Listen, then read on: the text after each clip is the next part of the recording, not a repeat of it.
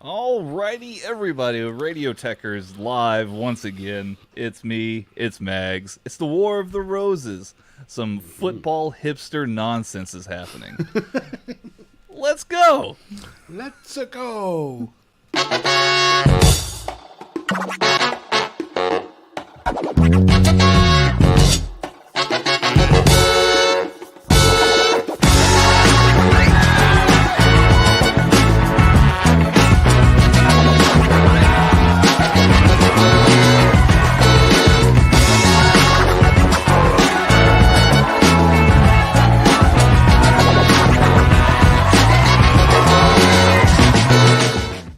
Trying to finish my breakfast as the intro finishes. Welcome back, everybody, to Radio Tekkers live once again.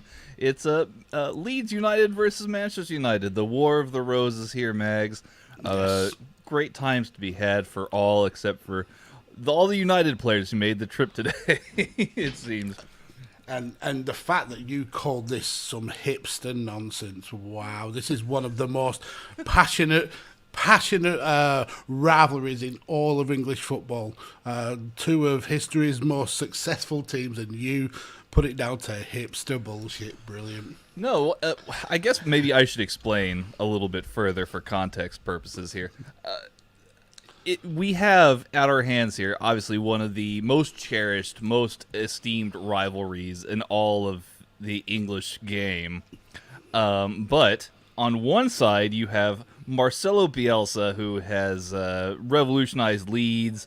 He is probably the most influential person on Pep Guardiola that there is. Mm-hmm. He has a certain belief of how football should be played. And on the other side, you have Ralph Rangnick, who, he supposedly revolutionized German football. Wow. He maybe did it. He's allegedly. It's alleged that he did revolutionize German football. He has a certain way of playing. He has his beliefs. And, this is interesting.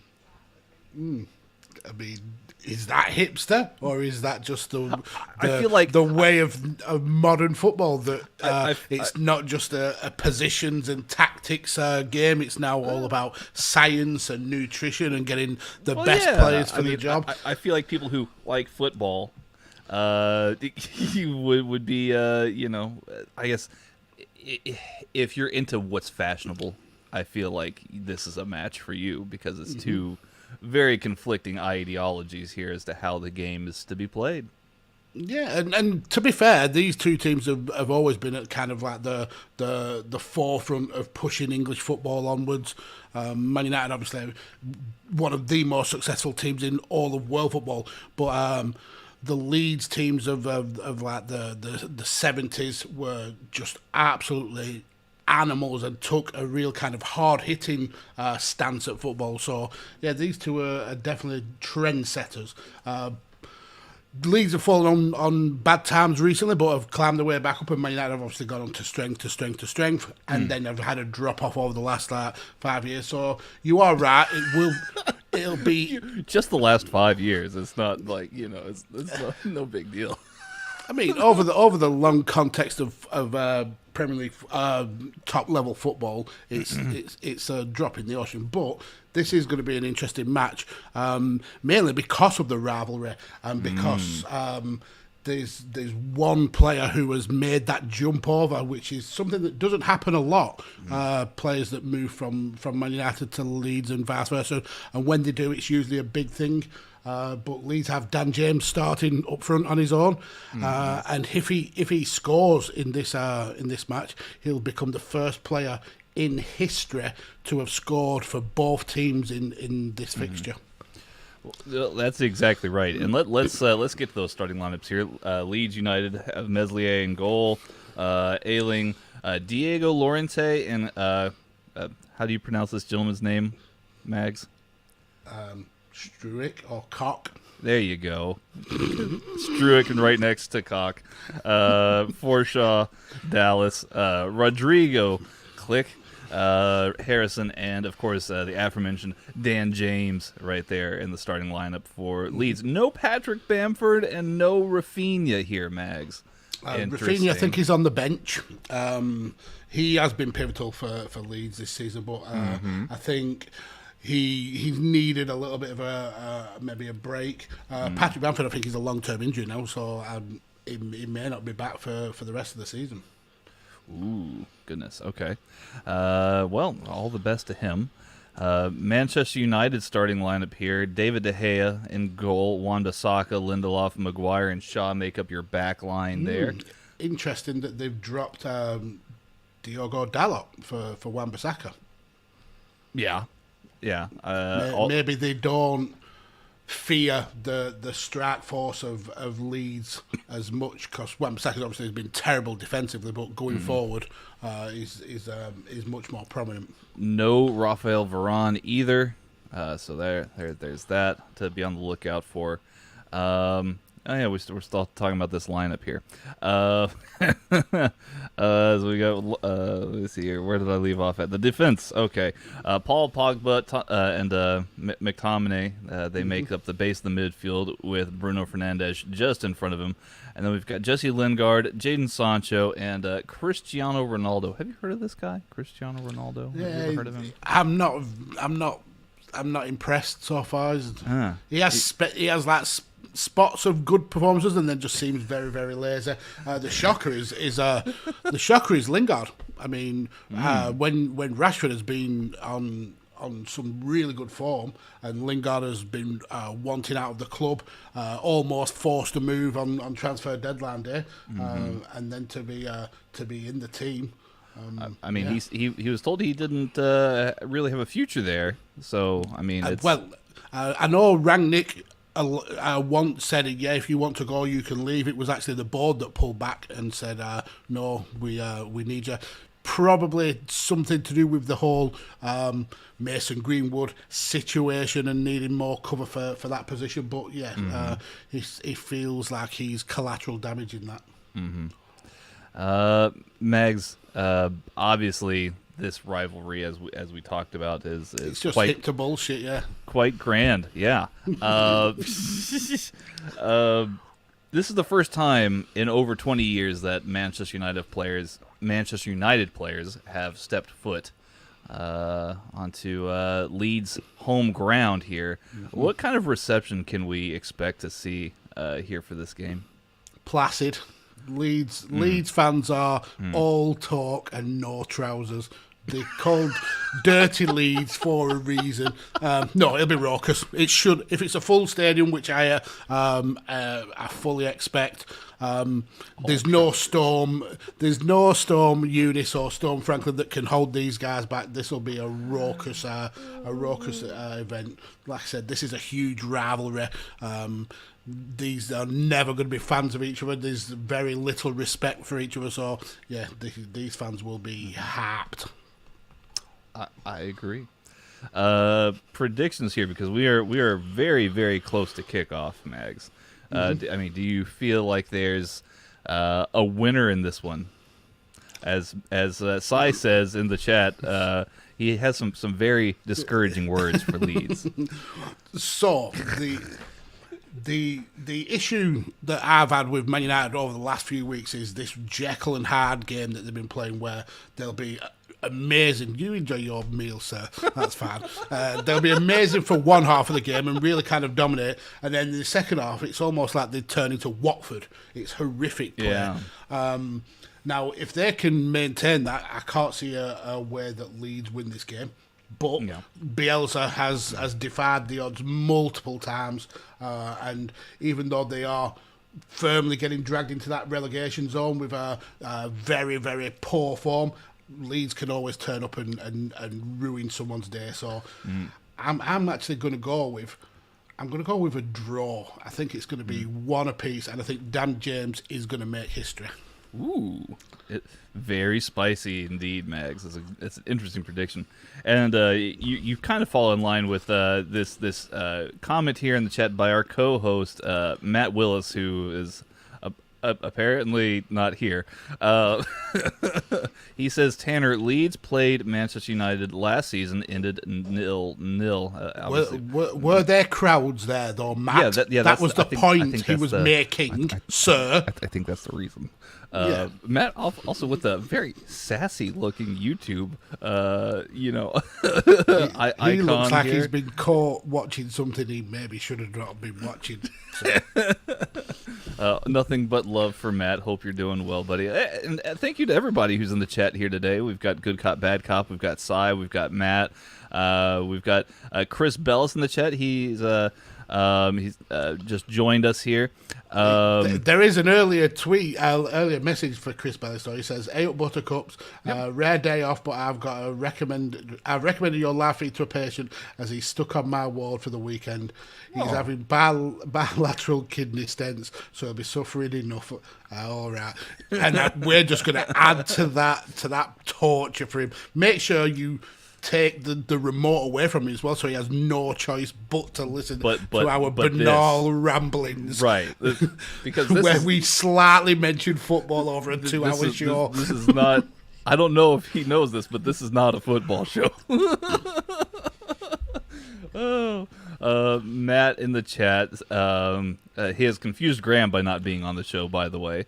Matt predicts Leeds win 2-1, Dan James with one in each half. That's just punishment further due upon. I mean, does Dan James have 2 goals in a game in him? I've never seen it happen. He hasn't seen it happen. He hasn't seen it happen. Char's joins us in the chat. Hello, guys. Hello, Char. Hope you're doing well. Man, we get an image here in the U.S. of the Ellen Road. Fans are already in pretty good voice, it seems here, Mags. It's a packed house. They're ready to boo Manchester United off the pitch as soon as they arrive, it seems. I mean, the way they've been playing a lot of the times, half the Man United fans will be booing Man United off the pitch as well. There's no home games for Manchester United players this season. Exactly. But we've got a packed chat already, and yeah, thanks everyone for jumping in. Matt, Graham, Chris, Connor in the chat. Hello, sir. Sa, obviously, with his remarks about Leeds. We'll have less of that, Sa. It's only a game. Come on, lad. I think he hates Leeds more than he hates Liverpool. I feel like that's a thing for him. I mean, I think he just hates life in general, just everything. Look, I'm not showing up to chain wrestling this week because I hate everything. No, but I think podcast is the only thing he does like. Sai's a great guy. Oh yeah, he is. He's the best. Before we kick off here, I was just perusing Twitter, at 3 a.m. because that's what you do, right? Interesting quotes here from Ralph Rangnick pre-game. Let me see if I can find this. Regarding the captaincy, we have a captain in Harry Maguire. He will be captain until the end of the season for sure. What will happen? Then I'm kicking that motherfucker to the curb. What will happen in the next 1, 2, or 3 years? I don't know. That's not of any importance. Because he won't be here at Manchester United. I just want to know why it's not of any importance to him. Like, I feel like that should be a very important thing. Who is setting the tone for the locker room?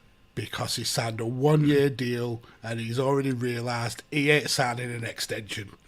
It's a one and done for Ragnarok. Either that or he really is going to sell Harry Maguire. He's like, it's not up to me. I'm hiring another manager after this. Yeah, I'm only here till Ten Hag is available. Yeah. I'm only here till Pochettino shows up. I'm going upstairs. Screw this, guys. I didn't sign up. Taking my ball and going home. Yeah, I literally, did not want to manage Ronaldo, but here I am, right? Yeah, these are a team of baby back bitches. They don't like training. They don't like tactics. Fuck them. They don't seem to like anything. I should have been Klopp's assistant. Wow, a statistic has just come up on the UK stream, and it actually is pretty bad reading if you consider Man United's history.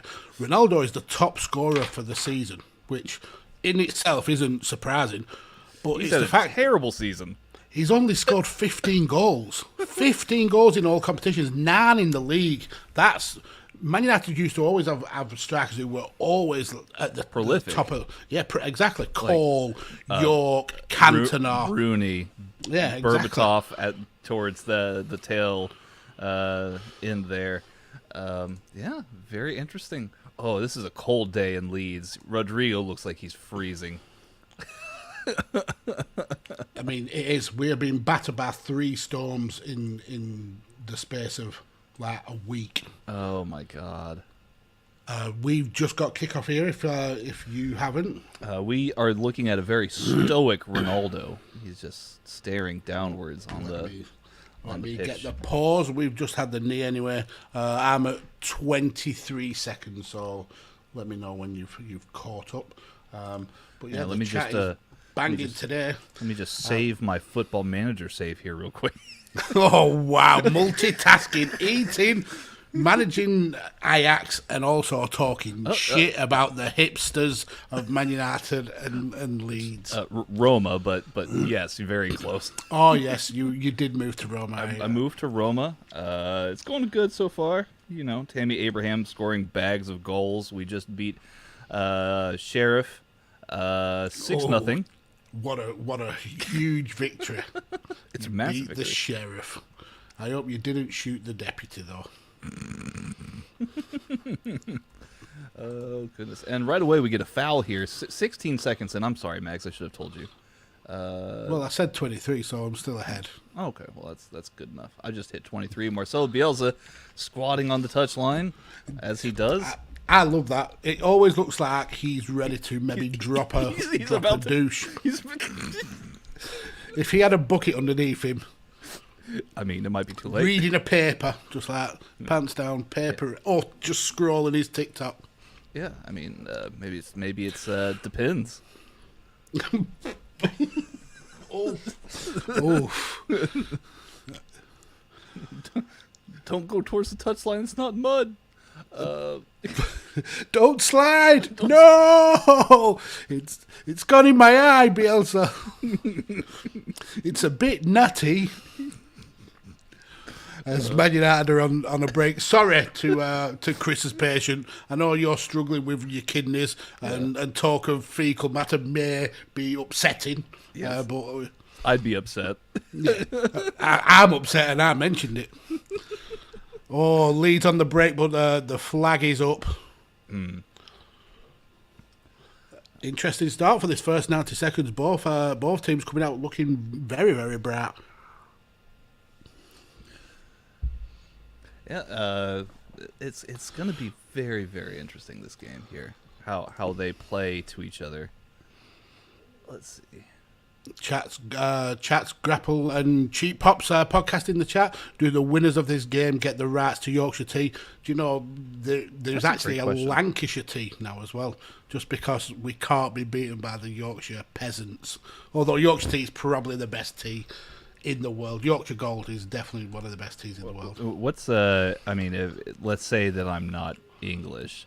What's what's the primary difference between the two, Mags? The box art. Oh. Okay. No, I think Yorkshire teas. It just has a stronger taste, more. It perks you up a little bit more, probably a bit higher caffeine. Maybe a bit more caffeine. Okay. Lancashire tea is more complaining. It tuts a lot. It's very bitter. Probably going to get relegated this season as well. So, oh no, that's I meant Burnley, didn't I? Very possible. Although Burnley did win, and we will talk about that tomorrow on the volley. Not only did we win, we fucking demolished Brighton that nobody else has been able to do this season. Hey, we can we can talk about it at halftime. That's cool with me. We can chat about it at halftime. Shar in the chat. Already fans on Twitter started slandering Suarez and Lewandowski for Kane because Kane scored against Manchester City, calling for Ballon d'Or. Yeah, we're going to talk about that too. That has me all sorts of excited. the two-faced Spurs fans as well, because in the same fixture 6 months ago, Kane was in the stands and the crowd was shouting him, "Are you watching Harry Kane?" And then 6 months later, he's their hero again. He certainly was. He was apparently doing his homework, it seems, for the game coming up later in the season. Let's see here. But how? Yeah, anyway. Unknown is in the chat. Hello, Unknown. Hope you're doing Hello. well. He says, hello. Yes, hello. Let's see here. Connor McCabe in the chat is asking, what's the most exciting rivalry in football where players and the teams absolutely hate each other? I mean, this one's pretty close. Liverpool and Manchester United, very close. But, I mean, you can't really go... I feel like there's two in my mind that you really can't, like, overlook. So, go on. So there's the Super Classico, River Plate and Boca Juniors, and the other one being Celtic and Rangers. As you go through that, Harrison just had a shot that just went over the bar. They are brutal, but and this is probably going to have a little bit of bias, but the Burnley versus Blackburn rivalry is heated. I mean, you're talking two teams separated by about 11 miles, and there is a lot of hatred there. One of the very few times that Burnley have met Blackburn over the last 20 years or so, Burnley fans have just ripped Blackburn's stadium to bits. Like there wasn't a seat left in the stadium. So it's revenge for all those years of Alan Shearer, right? Well, yeah. I mean, and now we get to gloat. Yeah. Although it will be a killer if they get promoted and we go down. That will be rubbing salt in the wounds. I mean, will you go down? Well, I don't know. I mean, Everton are struggling. So Leeds are struggling. Brentford are definitely struggling. That's a massive shock compared to how well their season went. So we could survive. We need to stop drawing matches and turn those draws into wins. But yeah, I'm a lot more optimistic now than I was when Chris Wood left. Yes. Walt Weghorst. Oh, he's so good. He's like a young Peter Crouch. This is this does not look good here for Manchester United. Bruno Fernandes. I don't know if he's hurt. I don't think he went down under a tackle. No, there was a tackle. There was no tackle, contact made, but yeah, he did land pretty flat-footed. Yeah, it looks like he. Yeah. Oh, yep. It looks like he twisted his ankle. Yep. That looks bad. Is he able to walk it off? Let's see. But I mean, they have got Matic and Fred on the bench, so plenty of options. I couldn't even say that with a straight face. Mata is also on the bench though, so he'll be a. Have we seen Mata this season? Has he even played this season? No, I don't think we have seen him. I think he's. I don't know where he's at. he should be. He should be actually with the training staff. Yeah. I would say that would be a good. And in a town where footballers are outing themselves for being absolute dickbags, Juan Mata is still he's a god amongst men with his 1% charity. I think that's a superb charity that he has. Let's see here. Chat, Grapple, and Cheap Pops podcast saying tough rivalries for sure, but you've never seen Luton and Stevenage go at it.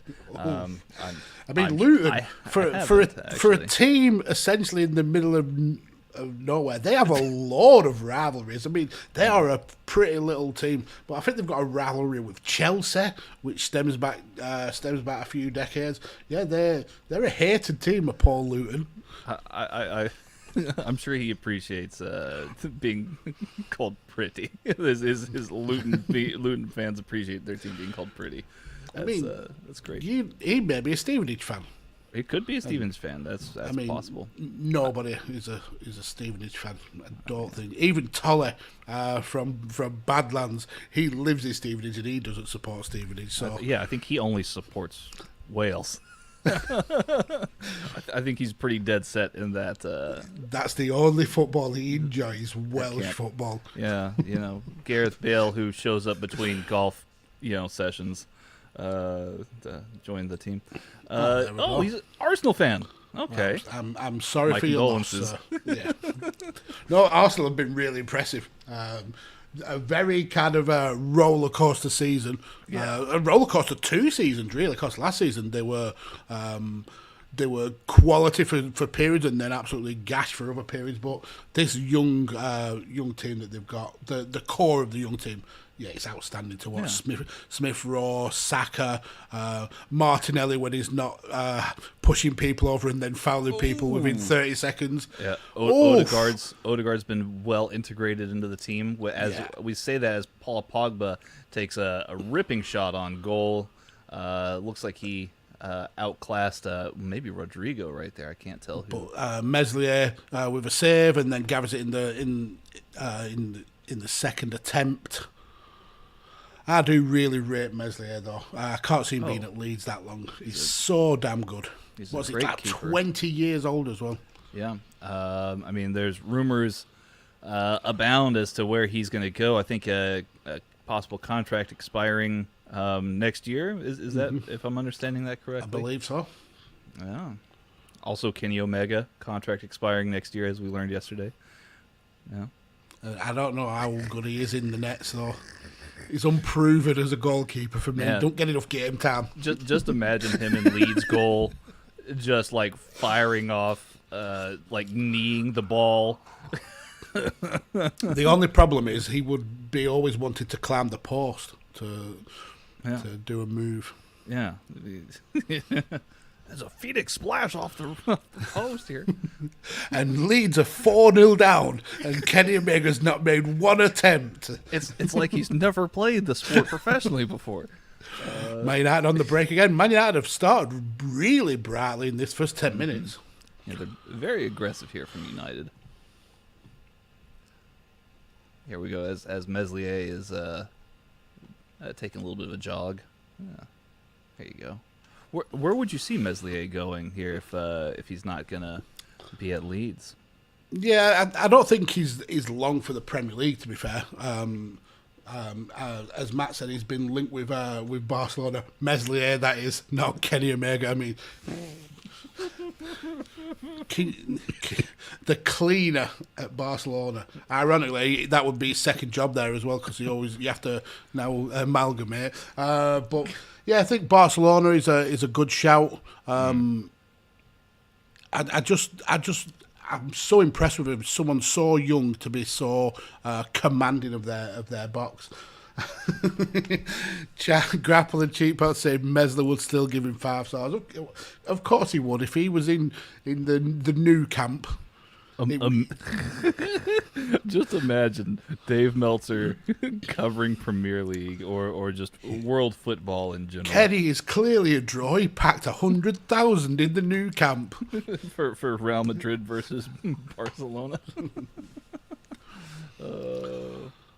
Ooh, things getting spicy already here. We got some minor bloodshed here. That was like an elbow to the face. Yeah, Shaw with an elbow that looks like right over the eye of Robin Koch, I believe. Mm-hmm.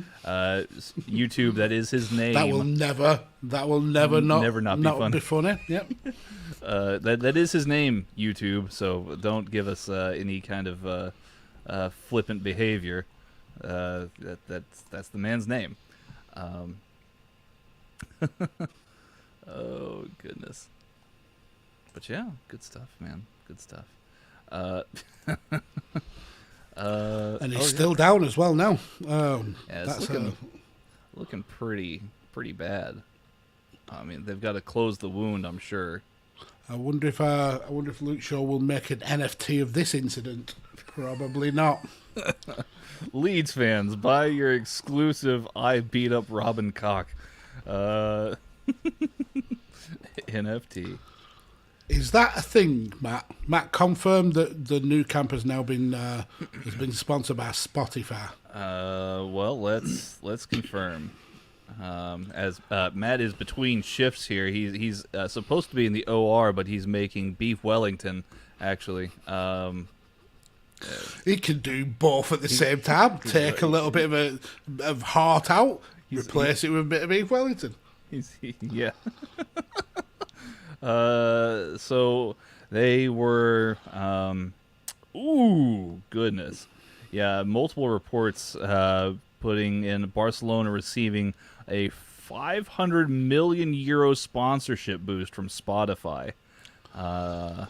Well, there goes Joe Rogan's contract. And wasn't the guy who owned Spotify? He was open to buying Arsenal as well, and the Kroenke family just point blank refused it. Yeah, which is, I mean, it feels like they've made the right decision now. They're in prime position for one of those Champions League spots. So are they really? Let me see. Well, yeah, I haven't looked at the table above the first two spots all weekend. Oh wow, you absolute melt! No, Arsenal are 6th, but they've got 3 games in hand over West Ham and Man United, and there's only 2 points difference. West Ham United fans must be hyperventilating at this point. They've been doing so well. The collapse is on. 1 win out of the last 5. Robin Koch, being the true warrior that he is, we're now getting glimpses. His head has been bandaged. It looks like he might be staying on. Terry Butcher style. Go on, lad. Yeah. A little bit of a blast from the past here. You know, scenes of days of old between Leeds and Manchester United. And Luke Shaw doesn't give a goddamn. Apparently not. Oh, they've given him a new kit to put on here. He's gonna disrobe here in front of 50,000 people. He's pooped his damn pants. Hey, I would too if I took an elbow right to the temple. That being said, when you get a chance, Tanner, go back and watch UFC from last night. The main event, Johnny Walker versus Jamal Hill. Jamal catches Johnny on the temple, and I haven't seen a body shut down so fast in my life. He was still stood up when his brain went and did the Windows close down music. His arm started flailing about and he just collapsed. It was brutal. Absolutely brutal. Matt Willis in the chat says, stop talking about Robin Koch's head. Well, I mean, it's happened. It's happening right now as we speak. I can't help but give commentary as you are supposed to be in the OR. You know, I'm just hoping for the patient. He's being sensible. He doesn't want to get infected, so he's wrapped it. Yeah, makes sense. Yeah, you being a doctor of all people should know this. A doctor of microwaving. I love Matt. Matt's amazing. I tolerate Matt. He's very mediocre. Jeez. He knows I love him. Well, let's just hope for the patient that he doesn't end up with macaroni for brains. That's, that would be a terrible tragedy. These brains taste cheesy. Is that Munster? I mean, what kind of posh cheeses are you putting in your macaroni? It'd be cheddar and that's it. Matt says we're never getting sponsored, are we? Velveeta. That's the aim right now is Velveeta sponsorship. That's the aim and also the bar. That's the highest we'll get. Velveeta. Is it even cheese? It comes as a cheese flavored snack. Sorry to our new sponsor, Velveeta, by the way. Our apologies. We recognize that you are, by U.S. government standards, a cheese product. Here as David De Gea rolls the ball out for Lindelof, who very sheepishly passes the ball backwards. He was under Straight pressure. back to him. He's like, no, I don't want the ball. He was under pressure by Dan James. Why am I here? Why am I playing? What's going on? Where's Rafael Varane? What have you done to him? Here we go. Scott McTominay trying to be cool and sensible here, passes the ball back right alongside Harry Maguire, who was unusually high up the pitch. Although, maybe it's not that unusual. I don't know. As we get a shot then of De Gea's back, you can see just how strong that wind is. Even in the stadium, it's rippling. But the crowd is absolutely packed, and they're in good voice. Yeah, they've waited over 20 years for this game here, Mags. It's definitely well not worth it. According to Matt. Yeah. And he's wrong. Do you notice he never apologised for being wrong then, Tanner? Of course he did. The ball comes across and Ronaldo can't be bothered to jump, so just lets it go over his head. I mean, he may be at that age where if he jumps, he'll pull Guys, a ligament. My 40-year-old knees can't handle this kind of behavior. But straight away, Leeds on the attack. Ooh, the ball goes right over. And the wind took that. Wow. The wind really got hold of that one. Keep the ball on the ground, lads. I was just about to say it might be a strategic arrangement needing to be made here to keep the ball on the ground and limit the crosses as much as you can. Which might actually play into Bielsa's football style. Yeah, I would agree. Ooh. We got a United player down here after a little bit of a rough tackle. It's Bruno Fernandes again. Oh, my good Lord. His ankle again. Shock. But he stands biscuit right up. Ankles. Absolute biscuit ankles. He stands right up. He's going to go have a chat with the ref. My ankle. So somebody please clip this. Matt admitting he's wrong. I think that's the first time I've ever seen that. And Chat, Grapple and Cheap Pops podcast saying, speaking of Cock's Head, what do you think of the Observer Awards? Oh, I don't know what happened, Mags. What's happening with the I mean, I take anything that Dave Meltzer says with a shot of penicillin. He wears his bias on his sleeve. I mean, fair play to him. People subscribe. That's how he makes his money. But the one award that I really took issue with was the box office award, I think it's called, and it's one that isn't voted by the fans. And he voted. Did he vote Cody? I can't. Oh no, he voted CM Punk as the winner of the box office award. Right, which. On the face of it, makes sense. He made a massive debut back after 7 years, but the ratings drop from week 1 of Punk to week 2 was like 300,000, and they've struggled to maintain over 1 million for Dynamite and over 700,000 for Rampage since, without bringing in big stars and having huge announcements. So my issue was that.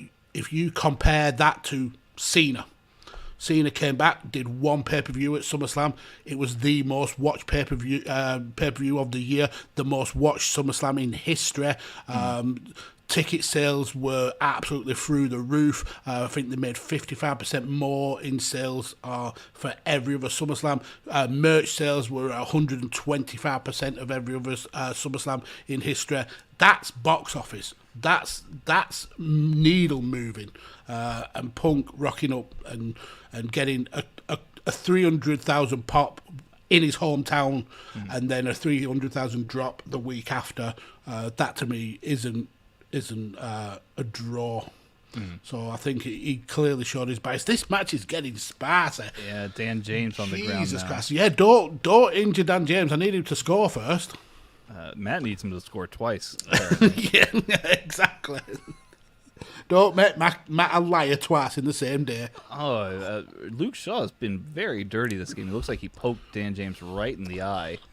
I think him and Harry Maguire have got such a chemistry that he's taking the hits for Maguire in this match. Maguire knows he's in the bad books, so he's like, Luke, you're going to have to injure these players now.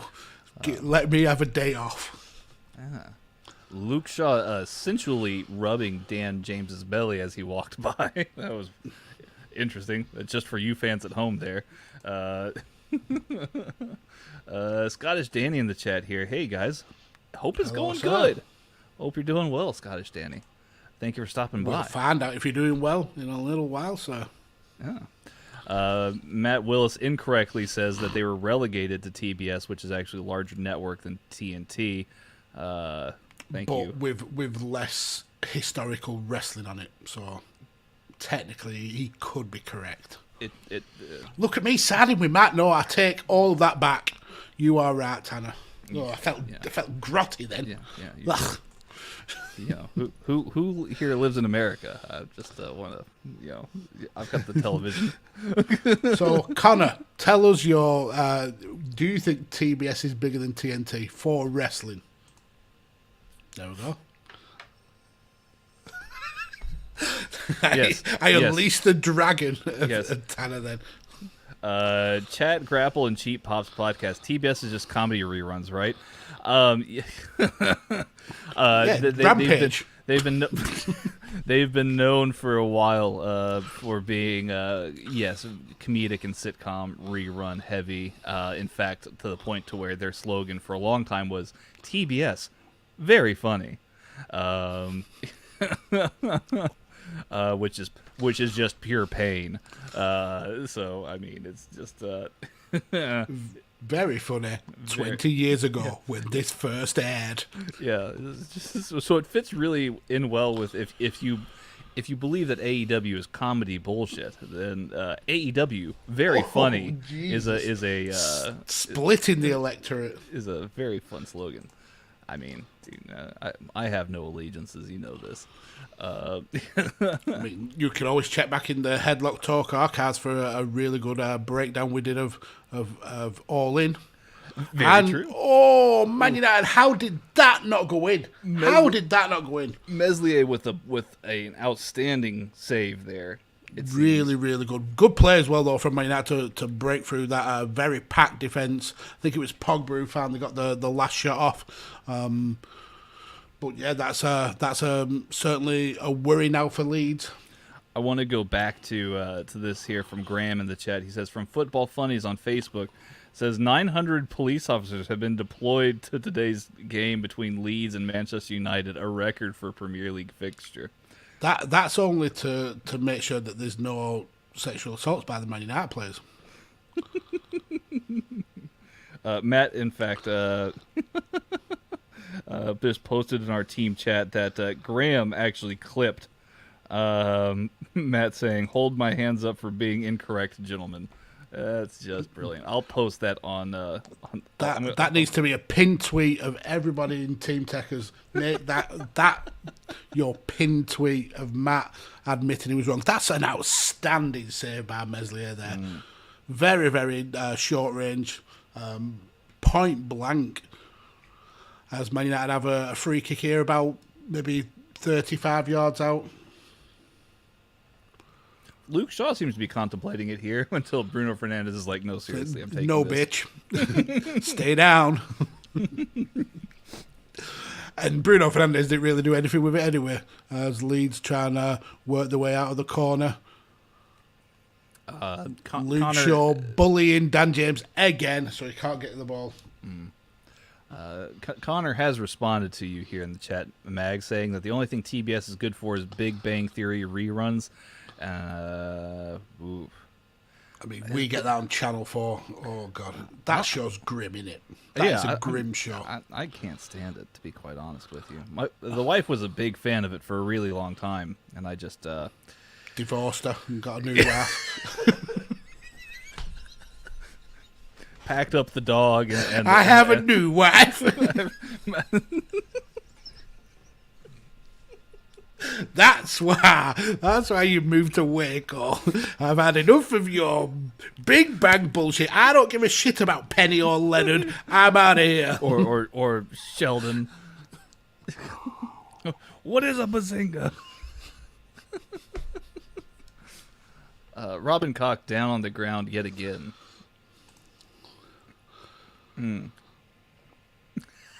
do realise that he's from Texas. They don't have class like that. No, we get like butcher paper and napkins and Toilet roll. Toilet roll. Paper towels. Let's see here. Graham in the chat asking, "Where's Toxic Micah to defend the Big Bang Theory?" I don't know. Why don't you invite him here into the chat? Mark may show up. He's not an avid football fan, but he does show up from time to time to comment about the footballs. He watched a Liverpool game, Liverpool and AC Milan, with Matt here on the channel. Matt is actually disgusted in you that it's took you so far to get that into your lunch, apparently. Well, but he would be wrong because it's only 8:30 in the morning. So it's actually breakfast. Thank you very much. But this is coming from Matt, who would have just inhaled that food. It chews like a duck, does Matt.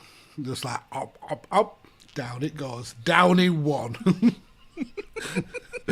If we ever did a Team Tekkers attempt at the 26-inch pizza, I'm teaming with Matt. Matt will kick ass on that. Matt would be a good partner, for sure. And then he says bullshit like this. Fuck you, Matt. Matt, go fuck yourself. So Mags, when are we doing this 26-inch pizza challenge then?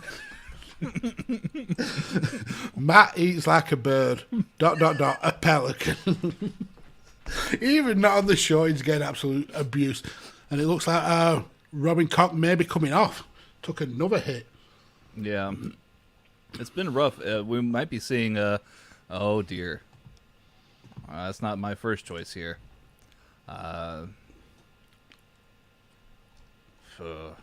That's...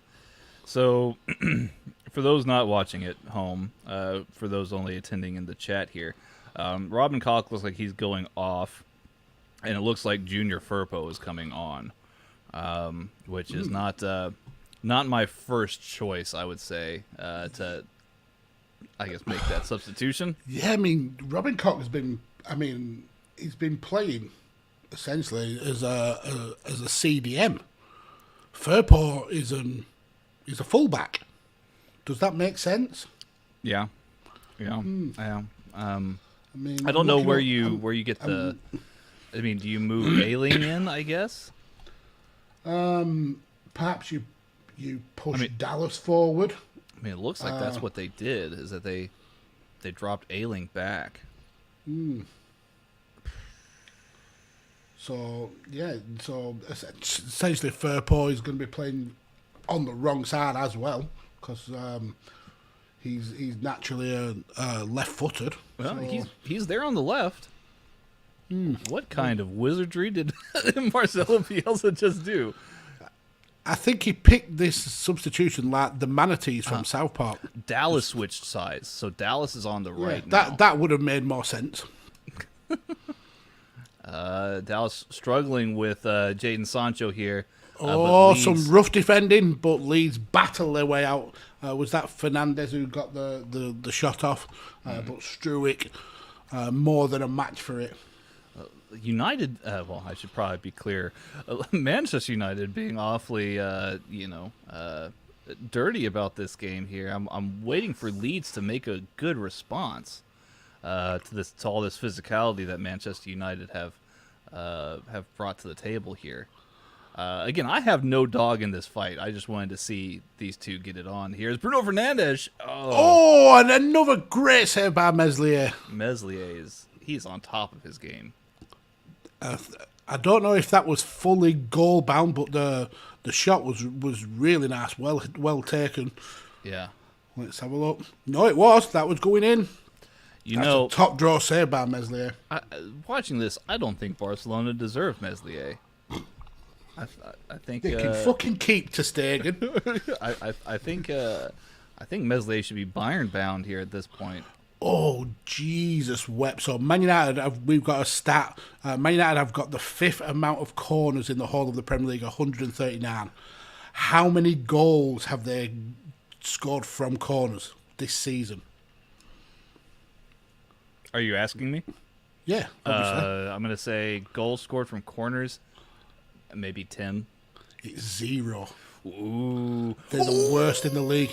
And it's 1. Sorry, apologies there. It's not Slabhead. Slabhead has scored from the corner, so they put that stat up knowing full well that Slabhead was going to score. A really well taken corner, to be fair, and Maguire did well to make contact with that. Maguire, under all the scrutiny in the world, has come out here with a pretty decent enough header. He was battling as well for that ball. I think it's with Dallas. I think Pogba may have thought that he scored it for a minute because he went for that really astonishing bicycle kick and then just saw the ball go in. I didn't even see that until the second or third replay. Pogba's like, Badoosh! Oh! When in reality, he just kicked the Leeds defender's face off. Yeah.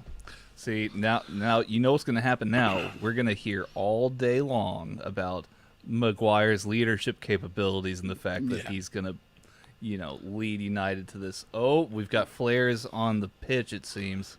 Rangnick will now sign him to a new 5-year deal. It seems like there's some red flares. Again, Luke Shaw with the rough tackling, and this time he's actually injured himself. But Jesus Christ, how has he not picked up a booking? Surprise, surprise. It's the cosmic karma in all of this. He actually can't stand back up. I mean, it is his own fault. That slide tackle was absolutely unneeded. Went all the way through the back of James. Yeah, he's focused on Dan James today. That would, a tackle like that in most instances would be a yellow. Micah has showed up in the chat. Yeah. As if summoned from the depths of hell by Matt Willis. Here he comes. And he starts his comment with a big bang quip. So, yeah, not happy with that. I may have to block you from the chat. It continues with Matt, too. Even worse. So I will go ahead and block Matt from the chat. Put him in timeout for the next, say, 60 minutes or so. An hour timeout. Let's see here. If you're watching the game at home, do not adjust your TV. Those are red flares that have been set off at I guess it would be the home end at Leeds, or maybe it's the away end. Perhaps I don't know how they've set I would people. assume with red flares it's going to be the Man United fans. The away end, yeah. So no, the grass is not dying as the game has progressed. It's just the hearts and souls of Leeds fans that's dying. There's still, 60 minutes to be played. There's definitely still a shout here for Leeds, but United looking very much more organized, it seems. Ailing. Yeah, Robin Koch is a big miss for them, I think. Yeah, I don't think the substitution worked well. The kind of juggling that he's had to do to kind of fit Firpo into that side. Mm-hmm. But he does provide a better attacking threat, and is that Wan-Bissaka getting two tag team there, but may not still come away with the ball. Mm. Even after a foul, they're still coming away with the ball. Fernandez on the near side, and back to Maguire to calm it all down.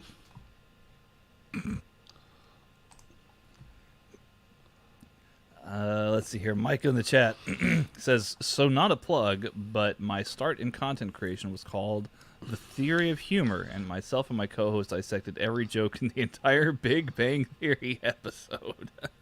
So that My would have been greatest 3, creation. maybe 4 minutes of podcast gold there. Did you just open with your like intro music, like plugs of and then there is no comedy in Big Bang Theory. We'll speak to you all next week. Mark her out. Bye bye. There we go. Perfection. Done. It's a solid 3-minute episode. No editing needed. Just went out. Just put it straight out. This is perfect, really. Deal with that anchor. Jadon Sancho with a shot well over the crossbar. Matt coming with a stat that I've literally already mentioned way before you, Matt. So thanks for retweeting that for me. He had his hands full of lungs, Brains and macaroni. Hummus. Yeah. He's very busy, I'm just hoping the right thing makes it to the right room, Wow. Somebody please get that hospital more funding. When a chef is in charge of hormone replacement therapy, there is something dire wrong with the NHS. Oh, goodness.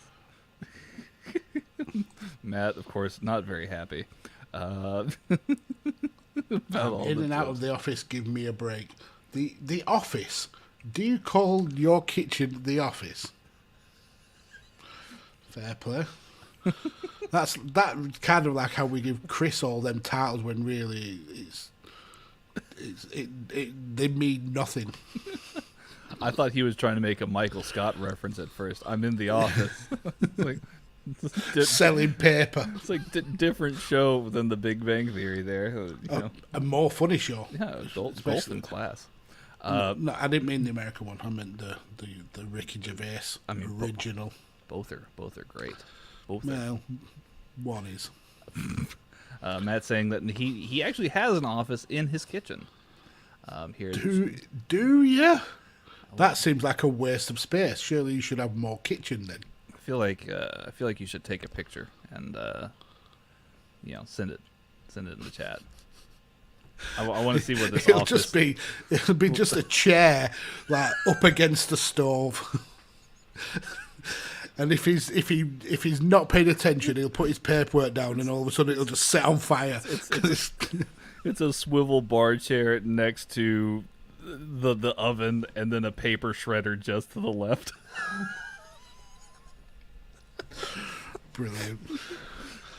Brilliant. I want to see your office sometime, Matt. I 100% trust that you have an office. I've just never heard of anybody having an office in a kitchen before, and I want to know what it looks like. In all seriousness. Another Man United player down now. It's Ronaldo. Ronaldo's. Did he get tripped then, or did he fall over his own foot? I think the Grim Reaper touched him. No, there was some slight contact. Well, it's not above him to make a bit of a meal of it. It seems. It's turning into a very, very scrappy game. Dan James there fouls. I think it was Fernandez, and then loses his boot. I mean, it does fit in with United's, I guess tactics here, being the bigger team. And to be another Man United player down. Ronaldo it's Lingard is claiming that he was fouled by Firpo again off the ball, so I didn't quite see it. But they've got the free kick. Real big fan of Junior Firpo's mustache. He's got a phenomenal mustache. Very Eddie Murphy-esque. Oh, that could have been calamitous. Llorente, he almost Rabonas. No, I guess not quite a Rabona. He just almost chips the ball into his own net against Meslier. Fortunately, it was heading out here. Leeds need to wake up here before halftime. I mean, if Man United play the way that they've done, this game is still winnable by Leeds because Man United potentially will have a poor second half. Have we seen a replacement ball? Looks like the referees has asked for a replacement ball. Yeah, I guess maybe the ball got filled with water. Or easier, it just burst. Maybe it just burst. Well, he kicked it. He kicked it all the way out. So Yeah, I suppose. I mean, who knows? Can Man United get a second goal from a corner? Ball's whipped in deep. Man United player goes down. Ronaldo again claiming a penalty. Lingard goes for the slide. Let's see here. Leeds on the counter. And Leeds on the break now, and that's a great ball. Okay, foul given finally by this referee. I think it was Wan-Bissaka then clipped the back of the Leeds player. The ref keeps teasing like he's gonna go into his pocket here. Ayling trying his best to convince the ref to do something about the constant fouls. Yeah, and I mean, if it were me, Wan-Bissaka wouldn't have been the first player to go in the book. It would have certainly been Luke Shaw. He's been vicious this game. Yeah. That foul was dirty enough it made Bielsa stand up.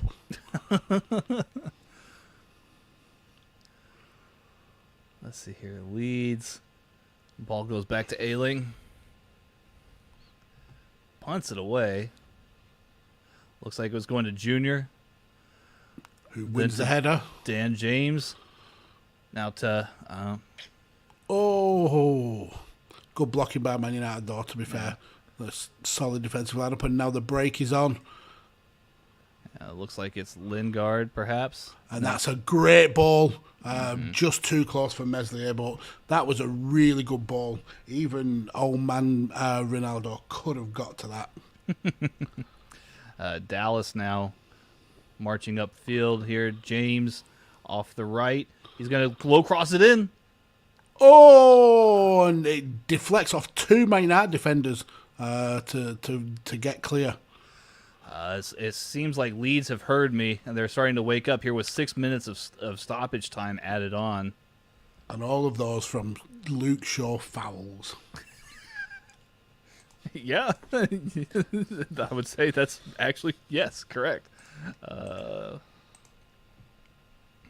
Ralph Rangnick prowling the touchline here, observing his United side, trying to hold up in defense.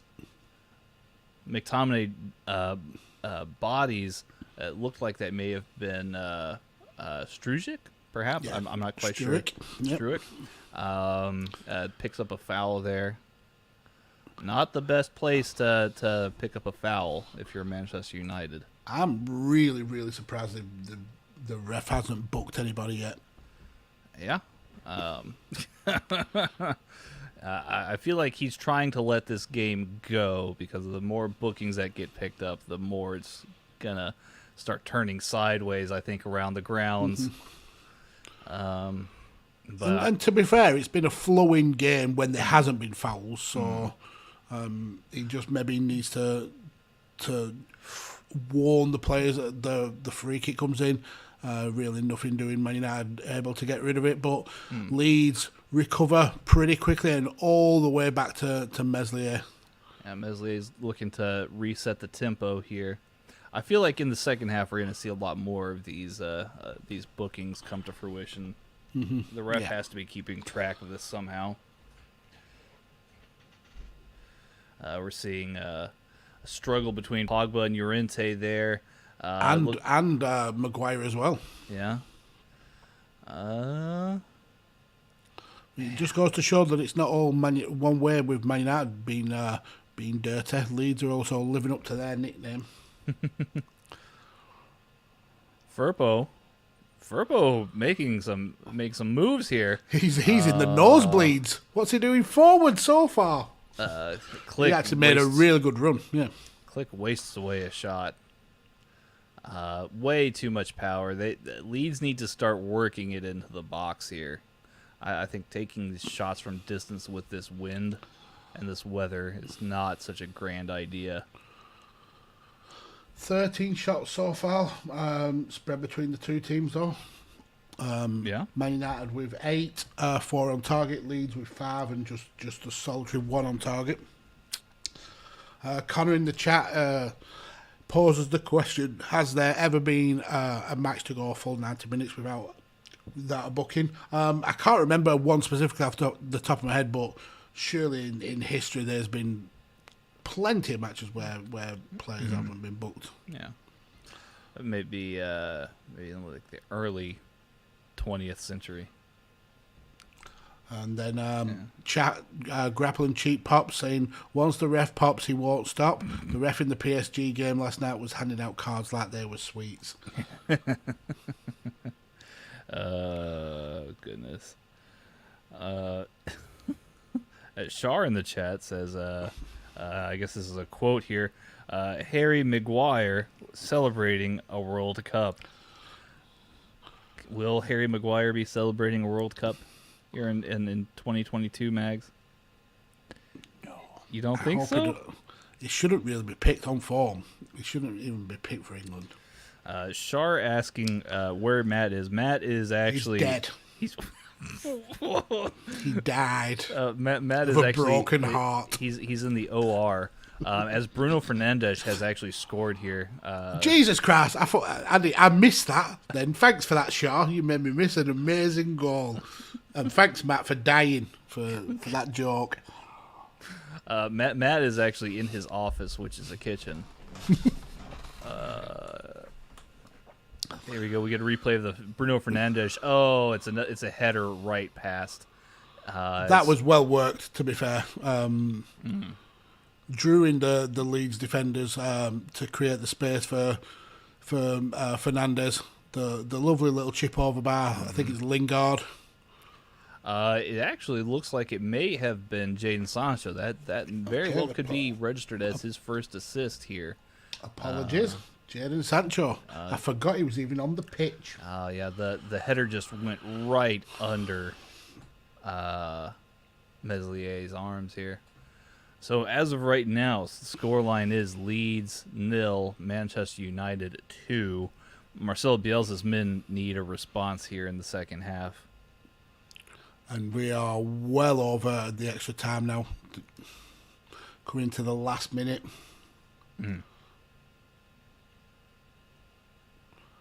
Can Leeds get a rapid response, or are they going in half-time 2 down? Looks like they're going in 2 down.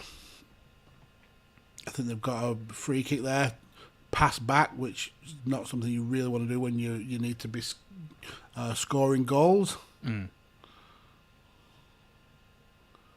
See, I think the frustrating thing about watching Leeds sometimes is that they play some really great football, but the end product, as opposed to last season, is just lacking.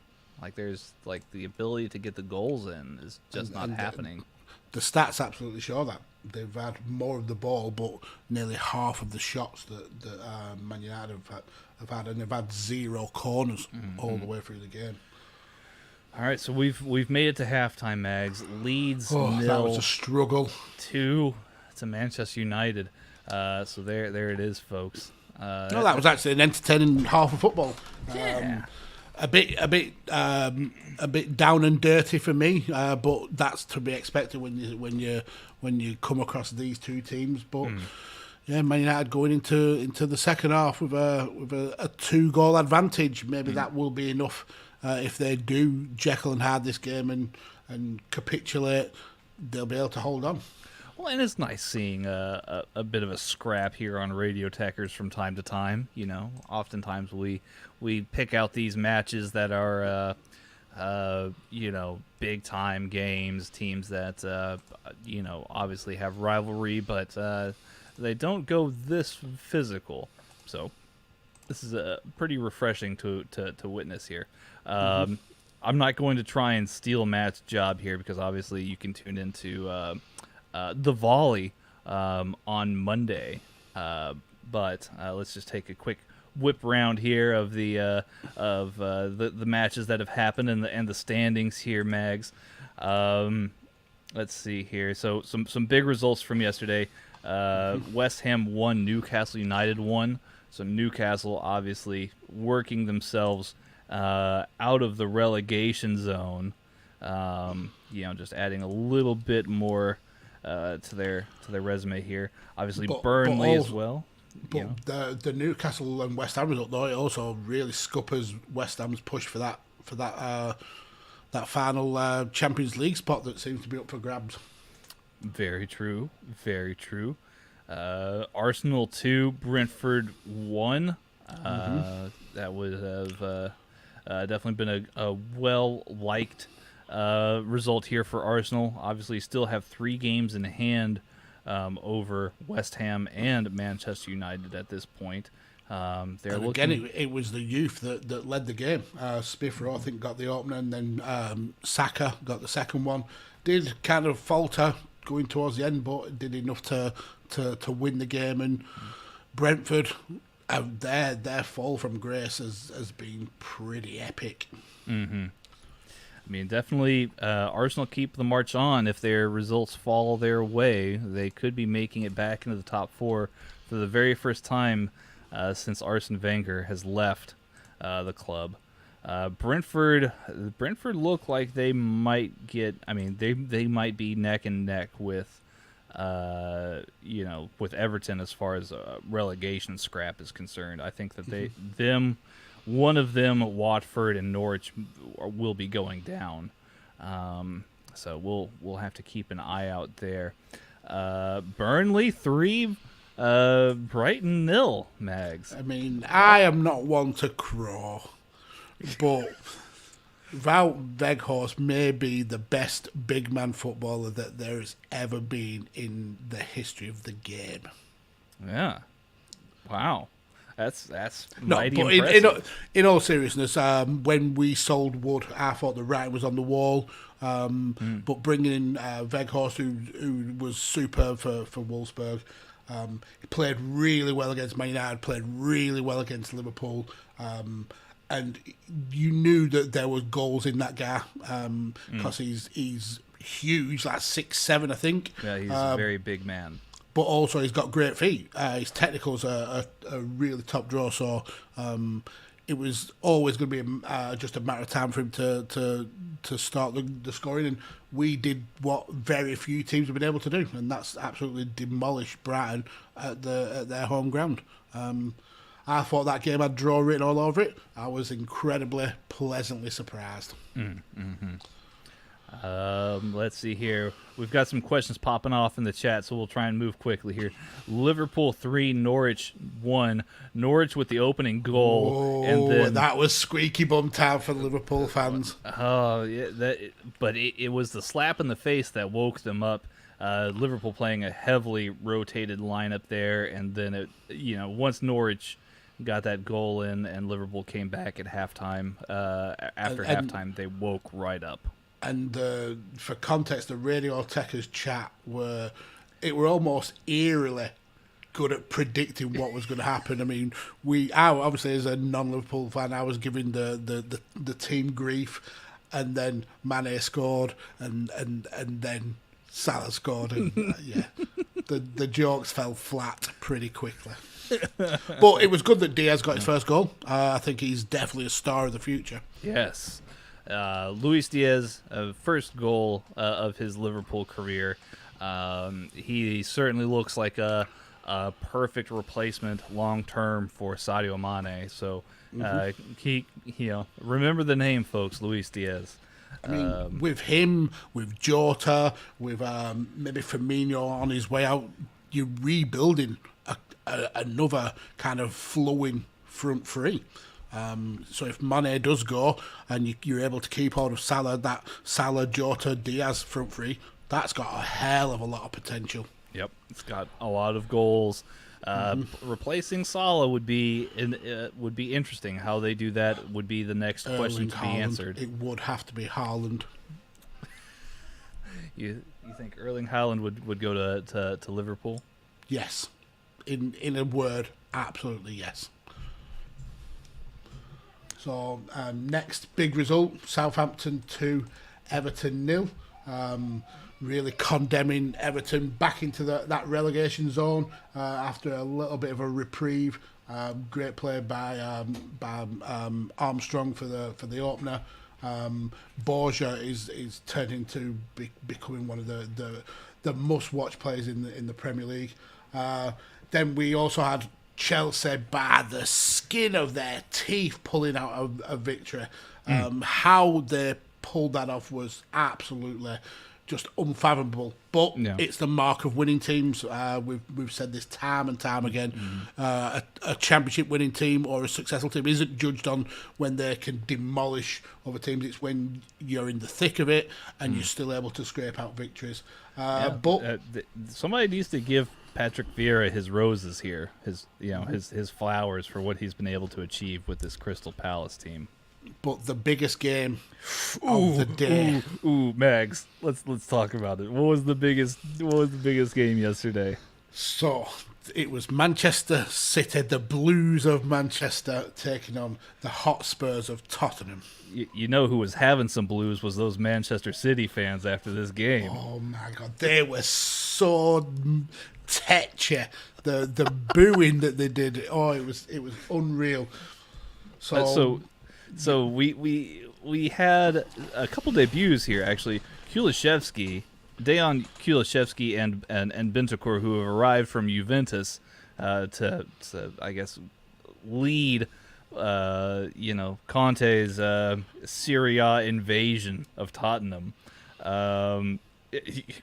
Mags, they played excellently this game. Kulishevsky was a revelation this game. He was. I dubbed him the Ginger Zidane, and that had no hyperbole because he was so damn good.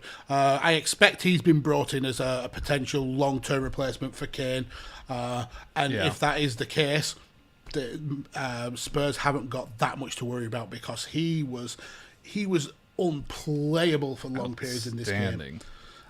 It was just, and then you've got Son with the assists, getting back into right form, and then Harry Kane, who has been, he's had flashes of the Harry Kane of old, but obviously there's still some bitterness about the move to City perhaps collapsing. We mentioned earlier about the fans turning the back on Kane when they played City 6 months ago, and then all of a sudden he's back being one of their own, the golden boy. He absolutely deserved it though. He was superb. But the back and forth in this game was just absolutely unreal. Spurs taking the lead, then City pulling them back, Spurs getting back in the lead, City pulling back in the death. I think it was 2 minutes of extra time when Mahrez scored the penalty, and that broke a lot of not only Spurs fans' hearts but ours as well in the chat, because as much as I love to rag on the Tekkers team for supporting Liverpool, I do want them to win the league. And then Kane pops up, 5 minutes of extra time, gets essentially with one of the last touches of the game, gets the winner, he did Liverpool a massive favour. Essentially turned the season in Liverpool's favour because it's in their hands now. They win that game in hand, and then beat City. If the results all go the same, Liverpool win the league on goal difference. Yeah, let's take a quick look here at the upcoming games that City has. Everton, which let's be honest, that's that's a win. That's Crystal Palace, which could see City struggle just as Chelsea did.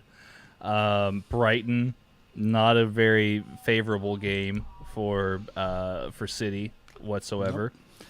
Burnley away at Burnley. We will do it. The form we're in with Weghorst and Cornet, they don't stand a chance. That's 3 points. City then host Liverpool April 9th. That's the kicker. If everything goes as it should, that will be a 6-pointer of massive magnitude. So there's definitely a murderer's row, it seems, of teams awaiting Manchester City. The issue is the final kind of 3 running are relatively easy. They've got Wolves, they've got Watford, and they've got Leeds. So that's potentially 9 points. Shar is he's laughing at the Erling Haaland to Liverpool rumors. I mean, I don't think Barcelona has the money, so I don't know what's so funny about that. I mean, you've obviously got Real Madrid interested very much in Mbappe. I think Haaland will likely end up at either Liverpool or Manchester City, if I'm being completely transparent here. And Manchester City more likely than the next. He has said though he's got a lot of respect for Klopp and the way that Liverpool play. But there is always that link to Manchester City through his dad, through his papa. Yeah. We'll never know. Well, I guess we will. Well, know. we will know. We will know at some point. Don't. Eventually, we will know. Don't trust my word on that one. We will know very soon, I'm sure. Oh goodness. Yeah. Shar says that Barca are in the race because Real Madrid are linked to Holland, but Real Madrid they're going to spend all their money on Mbappe. So I mean, I guess you have Spotify money now. Because you've basically made Joe Rogan redundant to his employment with him. Poor Neil Young. Poor Neil Young. Losing all that Spotify money when all he needed to do was get Barcelona to take a sponsorship deal. Did you see that he immediately signed up for like his music to be exclusive to Amazon? Which, really? No, I've not seen that. Yeah, a bit ironic considering Neil Young being the I guess swinging one for the working man when Amazon employees have to use the bathroom in water bottles. So I know in the kind of like the backlash of Spotify and the Joe Rogan stuff, we've started seeing more adverts in the UK for Tidal. No. Yeah. And how's that going? Yeah, the advert though. I mean, I'd give them props for being honest, but their advert essentially is "We're still here, we're still around." We're not Spotify. They essentially say in the advert, "We are still here, we're still available." So yeah, props to Tidal for that. Just to clarify, look, I mean that is a very complex issue. The Joe Rogan, Spotify, and all the things that has been said on that podcast. It's not football related, but I do believe Spotify did remove 70 episodes of his podcast due to something like that. Yeah, some of the stuff he says, and I can kind of see their point. They have spent a huge amount of money on signing Joe Rogan, and free speech is a thing, but some of the stuff he says. There's if you listen to some of the stuff that he ends up saying on the show, you're kind of like, well, that was quite unnecessary. And dumb. and very, dumb. very dumb. Yeah. Which he's admitted to himself, Connor asking in the chat, what is Tidal? It's a streaming service similar to Spotify, but I believe it's run by Jay-Z, if I'm not mistaken. It was Jay-Z, I think. And Jay-Z and because, Kanye. Kanye was the first big star. His one of his albums, I think it was Pablo, was exclusive to Tidal. And then about 2 weeks later, it was then on Spotify. Because nobody signed for Tidal. Rumor has it that Kanye might drop on Tuesday, 2/22/22, Donda 2. So wow. He also wanted people to pay $200 for the release of it. Be on the lookout for that one, folks. I'm still waiting on a Tanner reviews music show on Tekkers. I just have to. That's one of those massive Tanner promises that I just have to set up this nice shelf behind me here, and we'll get it figured out. This is about to be full of vinyl and nice books. So we'll get that going. We're back actually for the second half here. Rafinha has made it onto the pitch. Just kicked off. Yeah, Marcelo Bielsa has now taken to the belief that he needs to score goals to win this game. No shit, Sherlock. Goodness. And straight away, Leeds are on the attack. Click, That took a deflection. click, boom. Click almost with a shot off there. Yeah, saliva reference. Matt has just sent me a video of his office. It is an office, and it's actually right next to a giant freezer. It is the freezer. It's the freezer, isn't it? His office is the Tomb Raider 2 freezer that you lock the old waiter in. He's got a Windows Surface and another Windows computer of some sort in here. Lots of binders. I guess those are patient profiles. It's recipes for making body parts. Yeah. How do you fix a broken leg with some Spam, egg whites, and cumin? That's the vital component. You need the cumin, otherwise it just falls flat. You gotta add some spice and some intrigue to the Spam and egg whites. Leeds started brightly, but a wayward pass gives Man United the ball in an advanced position. Sancho with a clear shot on goal, saved by Meslier. Good save, Meslier. But good work again by Man United. Got the ball in a dangerous position, and the pass work was pretty fluid then. Mm-hmm. Leeds. Looks like Rodrigo may have gotten back to the ball. Is that Rodrigo? No, it was not. That may have been Strude. It may have been Strude. I'm not quite sure. I mean, I do it all the time. I wing which players have the ball. I'm always missing things. A Leeds player just tried to go to ground, and you could see the water flick up off the surface of this pitch. Mm-hmm. This is going to make for some fun 40 minutes or so. Google giving Manchester United a 93% chance of winning this game. Oh, and that was a good little teasing ball across the Man United box. Jesus Christ, that water flicked up off the surface then. Yeah, Rafinha with the slide in as Wan-Bissaka just leaps over him. It looks like Leeds have made potentially their final substitutions at half-time. They brought on Rafinha and they brought on Gelhardt as well. Gelhardt's a great player. Man United have yet to make any substitutions.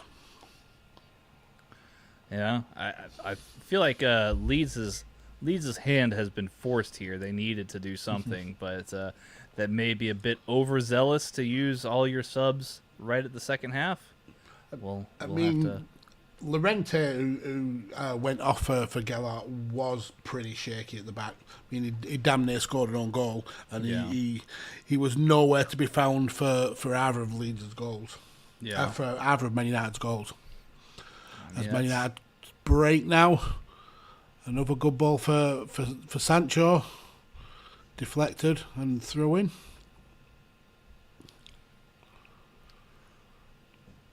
Fernandez trying to convince somebody else to take the throw in. I don't want this. Wan-Bissaka here. He's elected to take it here. Throws out to Pogba. Pogba trying to find an outlet. He's going to go right past.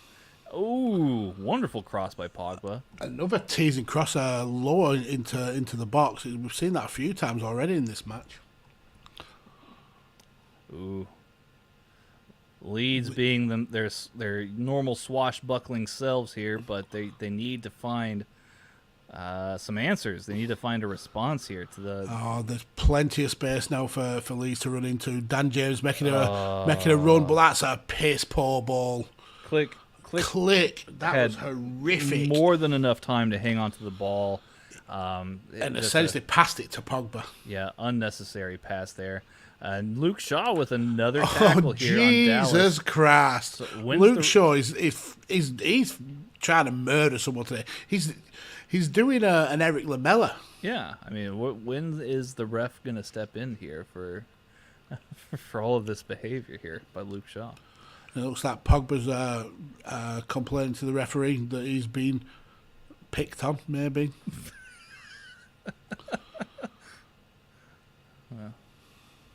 Ooh. See, Leeds are trying these things that are just not coming off.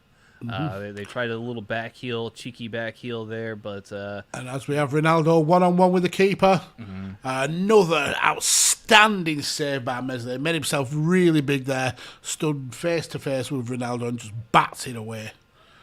Mags, how bad is the weather affecting both teams' ability to get in their chances? Yeah, this pitch will be horrific to play on. It'll be essentially like trying to run through a swamp.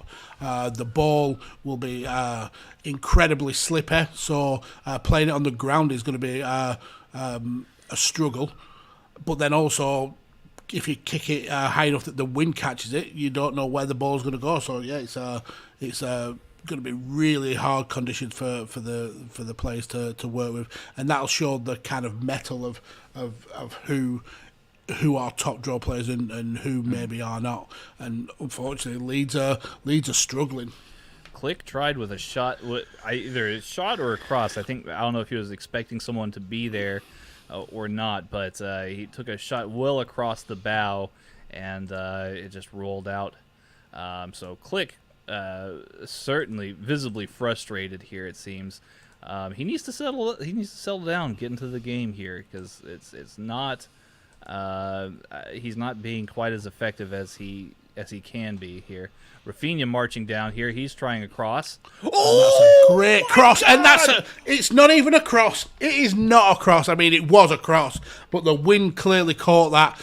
But what a goal. That was actually Rodrigo. My mistake. Rafinha was not there for that goal, but it was Rodrigo.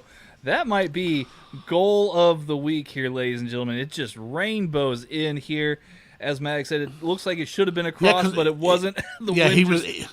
He was definitely looking over. You can see him as he looks up. He's looking over for the cross, but the wind does pick that up. Absolutely wrong foots David De Gea. Oh, look at that! That's beautiful. In off it looks like it just clipped the post as well to go in. That is a stunning goal. Leeds back on the attack. Leeds dispossessing. It looks like Fernandez, who's gone down holding his ankle for the third time. Second goal! And it's a goal. It's a goal. And this time it is Rafinha. Oh, my God. The collapse is on. Leeds have clawed back in a matter in less than a minute. Leeds have clawed back in less than 60 game. seconds. Oh, my God. Oh, my God. And look, the boy who cried wolf, Fernandez. Fabrizio Romano. Yeah. The boy who cried wolf, Bruno Fernandes, dispossessed quite fairly. But again, this is a collapse. Oh, my God. The cross by Dan James. Well onside. Rafinha slides it in right past David De Gea. And Maguire totally misses it. Oh, we're getting a goal check for the possible foul. I don't know. It's going to be given. The foul's going to be given, you can tell. No, he wins the ball. He wins the ball. Absolutely wins the ball. There's no... The ball is free. Fernandez is going down before... Yeah, for Fernandez, if anything, that should be a Fernandez dive. Yeah, because he's going down before there's even any contact with his foot. Yeah. Fernandez is a massive douchebag. Let's just call it spade a spade. In this game, he's been an absolute wet wipe. Harry Maguire's about to cry. He's about to headbutt the referee. Looks like donk. Take that. He's gonna have to do a half squat to do it, and it's been given. It's been absolutely. There should have been no doubt, absolutely no doubt. And Fernandez needing help to get up because he's such a little bitch. Making some fans here in Portugal today, ladies and gentlemen. Oh man, he's gone. To be fair to Fernandez, I mean, I am playing up for the crowd, but he's gone to ground so many times that his ankle must be almost hanging off the amount of times he's held onto it. But that's a well-deserved goal. Leeds have hit the ground running in this second half. Less than 10 minutes in, and they've clawed back 2 goals. And the Man United Jekyll and Hyde story continues yet again. Man, what a minute of action there that we just received from Leeds. Leeds are very much awake, and Ralph Rangnick looks very worried there on the touchline, right next to his American assistant coach. So his ass man, his ass manager, his assistant manager. So Leeds have had 3 shots on target, scored 2 goals. Man United have had 6 and scored 2 goals. Man, cross in here from United, deflected. Leeds get it away. Mm-hmm. Leeds now pressing. Luke Shaw. Yeah, Leeds are doing what Man United did last in the first half. They're the ones who are pressing and pushing the pace. I think that's Gelhardt right there trying to dispossess Wan-Bissaka. Yep. And Leeds with the ball back now. Look at that. That's a poor pass by Wan-Bissaka. Leeds are playing glorious football as well. One-touch passing. Mm-hmm. This is the trademark Murderball that we've known. Oh, that's Bielsa. a great ball. Oh, click again. Just he's slightly offside. offsides. Unfortunate there.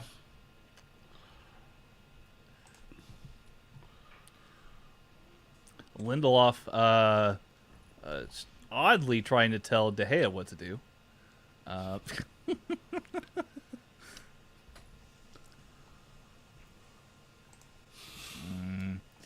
If Manchester United are going to be under siege here for the next 30 minutes, it's going to be a long game. Mm-hmm. Leeds battering it away. Manchester United win the ball back. Wan-Bissaka looking for an outlet here. Tries to find Bruno Fernandes, but instead it finds Junior Firpo, who gets fouled by Fernandes. Well, his ankles aren't in that much pain then, is it? If he's able to... feeling much better. Yeah. Here. Oh, man. Again, though, how has this match not got any bookings yet? Great question. One Bielsa is like, I don't know the answer there, Mags. Unfortunate, but I'm happy with what's happening so far. Oh man, does Marcelo Bielsa, does he speak English? Last I checked, he was definitely still using an assistant, like a translator. I think on the sly he does. I think that he speaks perfect English. Yeah, it's a gimmick. It's so good that he requires a translator for the Leeds players. He just lives the gimmick. He doesn't want to really kind of talk with the press, so he's like, tell them they're a bunch of fucking dickheads. So then his translator has to make something else up. Like, I thought we had a tough game, and yet Ronaldo is the first person to go in the book. Frustrated Cristiano again. Another game where he's been quiet. He's been not the leader that he should be. Yeah, I mean, last time that we saw Ronaldo this frustrated, we will not tolerate that kind of xenophobia in this chat, sir. Recant this comment, and it's bobbity boobity, not bibbity bob boobity. You've got it wrong. Bibbity boobity. Oh wow.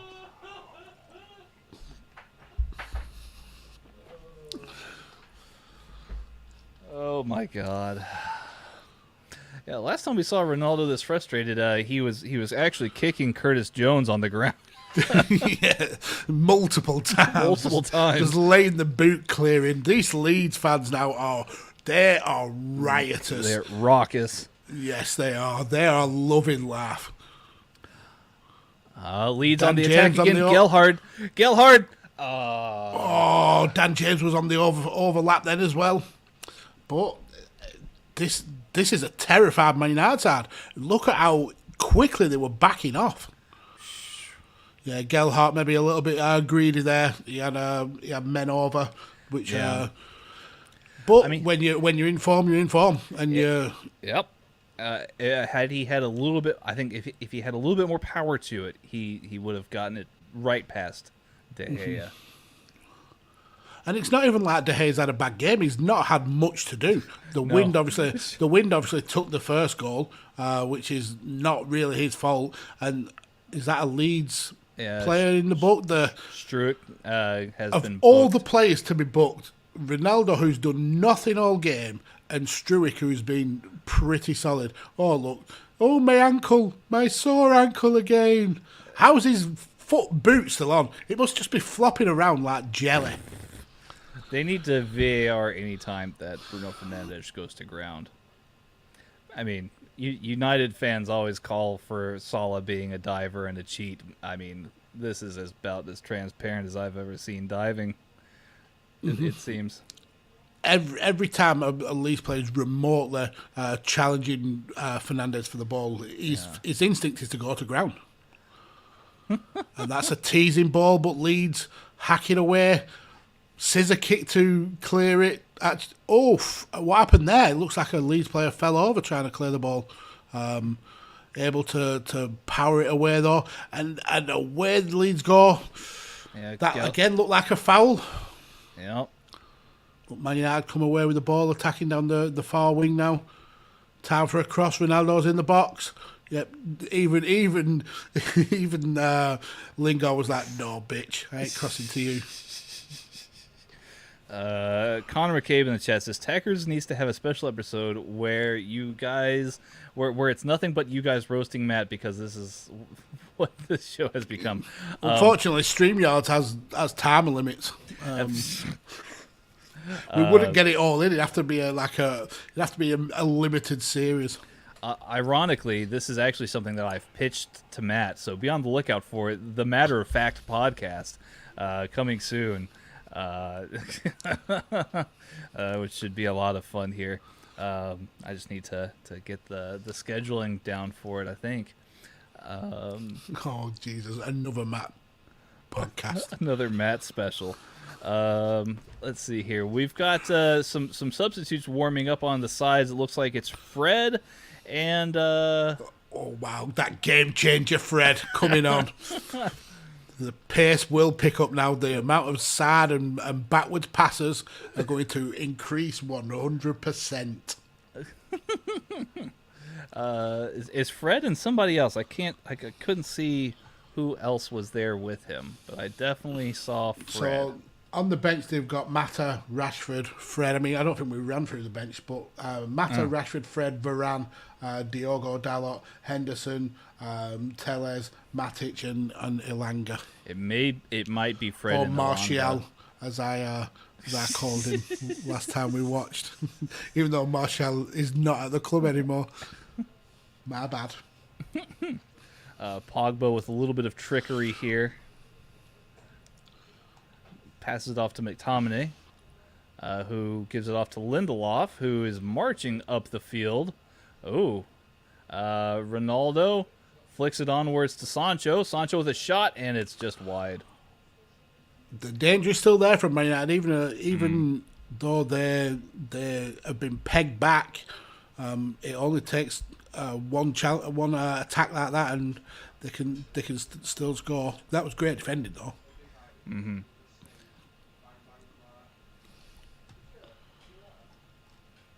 Looks like we're gonna have a corner here. Mags, I gotta admit, I'm already exhausted. Those first 10 minutes of the second half have me just It was an adrenaline rush. It was, and now we're on the kind of the dump. Yeah. But there's still much to be played here between Leeds United and Manchester United. I mean, as it stands, I did call the result. I did say that this is potentially a draw. I didn't think it would be as goal filled as it was. But this is exactly what we wanted here. We wanted two bitter rivals slugging it out. Yeah, essentially kicking the shit out of each other. Long ball in, Leeds get the recovery on it. Junior Firpo trying to find an outlet here. Looks like it's got deflected back. They're looking and that's for another great ball. Looking for Junior. And he's hacked down by Wan-Bissaka, yeah. Who then hacks down another player. At least one of those was a foul. At least one. And we got players taking trips to the slip and slide here today, folks. Yeah, so it looks like it is Fred and Alonga. Pogba marching off. What? What? Who else is coming off? Is it Fernandez? I think Fernandez was his number was up. Oh no, it's Lingard. Yeah, to be fair, he's had a very, very quiet game. Who? Lingard? Lingard. Yeah. Lingard. I can see Lingard. Pogba's probably been your one of your best, most creative players here, though. This. Yeah. To be fair, I would have probably taken Fernandez off. Fernandez or McTominay. Because he needs to go to hospital to get emergency surgery on those 15 broken ankles that he's got. Matt, prepare the bed here for Bruno Fernandes. Get that macaroni cheese on the go. We got an ankle repair. I need some side salad, some French dressing, and some noodles. Bring the tongs, stat. I didn't say ramen noodles. I meant actual noodles. Macaroni noodles. Luke Ayling going in the book now. Goes in the books. This is the referee has chats. Grapple and cheap pops were right. The referee's starting to hand out these cards like toffees. Mm-hmm. This is when a game can get very dangerous for both sides as the bookings begin to mount here. By God, ranch dressing. I bet ranch dressing is like Robitussin. It just fixes every problem. Yeah, it really does. It really does. It works great on pizza, burgers, wings, cereal, fries, or chips, if you will. Cereal, I don't know about that. That's a bit. So that's almost too far. To get onto the food talk, because what would a Radio Tekkers live stream be without food talk? You and I seem to default to food talk at some point when it's you and I. So I was involved in a Twitter thread yesterday, started by Graham, obviously. Who's good for it? Graham, if you don't know from Good Cop, Bad Cop, he is notorious for posting odd food pictures and posts. He is up to date on the odd foods. Oh, the ball whips across Man United's box, and no Leeds player is able to get a definitive touch on it. Yeah. But yeah, so Graham posted kind of pick one from each section list of stuff that you buy from an English chippy. So things like chips, like fish, pies, puddings, stuff like that. But that got a lot of traction. But then somebody brought in the mayonnaise. Oh, no! And as we say that, don't say it's Fernandez. It's Fred. It's Fred. Get to fuck. That hasn't just happened. That's got to be Fred's first goal of his Manchester in the United history career. of his life. The first ever shot he's ever taken. You know, I've never seen him smile before. He looks He's so got happy. a lot. He's got a lot to smile for. He looks very happy. Looks Looks like it was Junior Firpo who was stripped of the ball. Fernandez to Ronaldo. And then he just looked right over. Yep. The overlap was really well played. Really, really well played. It was Fred to Sancho, back to Fred, and Struich was a little bit late there trying to get to his man. I guess Click could have also done a better job marking out Fred there. I guess both of them were actually surprised that he was making that run. so as it stands now, Man United have clawed their way back into the lead, 3-2. It looks like Fred, mate. We got a player possibly coming off. This might be Alonga. He's only been on the pitch, what, 5 minutes? About 2 minutes, yeah. Looks like he's took a shot to the head. Uh-huh. Oh, he's running. It looks like he might be running it off. He was hit by something. By a flare. Looks like a lighter or possibly a flare. Jesus. It came from the United section too. Yeah, it did. So a United fan threw a red flare onto the pitch to celebrate the goal. I don't think it was the flare that hit Alanga. I think you're right. It was a coin or perhaps a lighter. Even Ronaldo appealing to the fans to stop this nonsense, and it was from the Man United end as well, which is weird, absolutely weird. Very bizarre. So anyway, But back Graham, back to the food talk. So after the chippy talk kind of wound down, mayonnaise was brought into the picture. along the And a brilliant Twitter follow, Donna McIntyre, she mentioned about putting mayonnaise in cakes, which, yeah, I've never heard anything so revolting in my life. I'm very concerned. But it then got worse because she posted a picture of some Hellman's mayonnaise with hundreds of thousands sugar strands in it, birthday cake flavoured mayonnaise.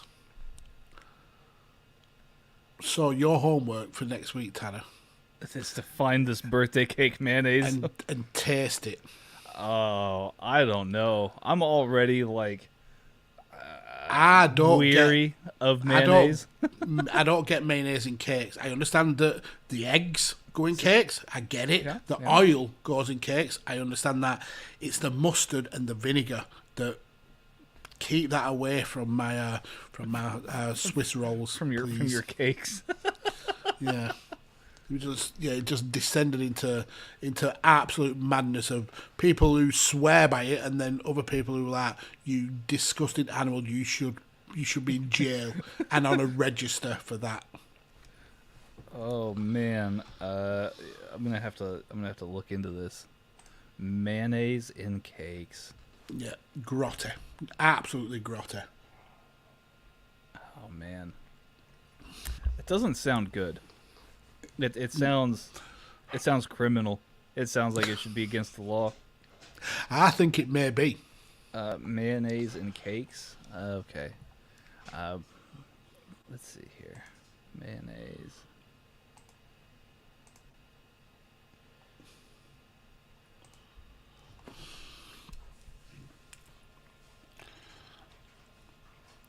All right, so Leeds, of course, kicking us back off here. So yeah, this is apparently definitely a thing. So Google, if you Google mayonnaise and cakes, you get 4 recipes for cake, specifically chocolate cake. That does not sound remotely delicious. As we get a replay of Leeds and Click having yet another chance at goal. This has not been his day, Click. And then if you've ever Googled something, there's always the people also ask section of a result. And the first question posed was, why would you put mayonnaise in a cake? It's on the tip of everybody's tongue. See,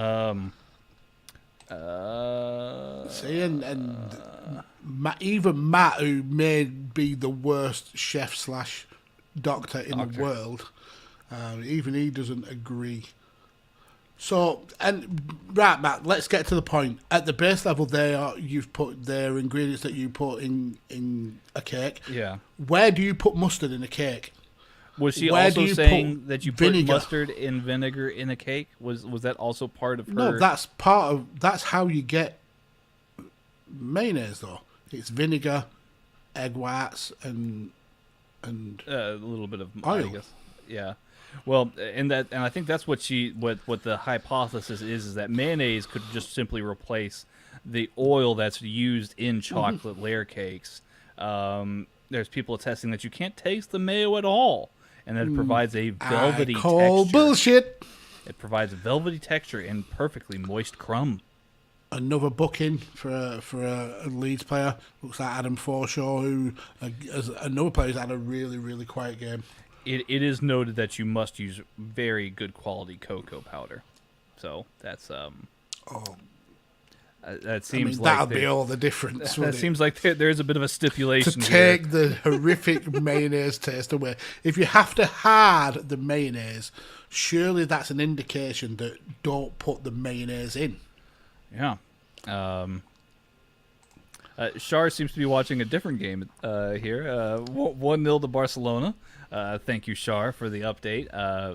Goal from Aubameyang, who his first goal for the club.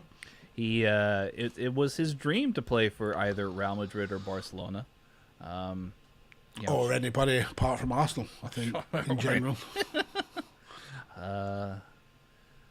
Clearance here by Leeds. Leeds need to do a little bit of something here. They need a little bit of magic to get a result out of this one. They've certainly deserve a result after the way they've played here in the second half. Mm-hmm. But after that 10, 15, maybe 20-minute spell, Man United have come good, and they've really kind of rose to the challenge. McTominay, though, with a brutal foul there. Very cynical tackle. All the way through. Knee into the back of Gelhardt's knees. That's definitely a clear yellow card. 8th booking of the season as well. Ugh. That's a lot of fouls. Mm-hmm. Leeds on the attack, though. Struggling to make way down this wing, though. Matt says that he won't make one at work, but he'll make a mayonnaise cake for you, Mags. I would rather shit in my hands and clap than eat a mayonnaise cake. Oh, man. But what if it tastes good, though? Like, what if it turns out that we're wrong? It's that's something I am not particularly bothered about finding out. Look at that corner flag. The corner flag is led down. Jesus Christ, that wind has picked up. Yeah, the referee also giving a big stretch there, a big groin stretch. I guess he's got a, he's really wanting to feel that wind too. Oh, wow. Whipping up and down the referee's shorts. Gelhardt. Get some air to that furnace. I've been really impressed with Gelhardt this game. He's shown a lot of maturity in a big fight game like this. Mm-hmm. Yep, I agree. Meslier.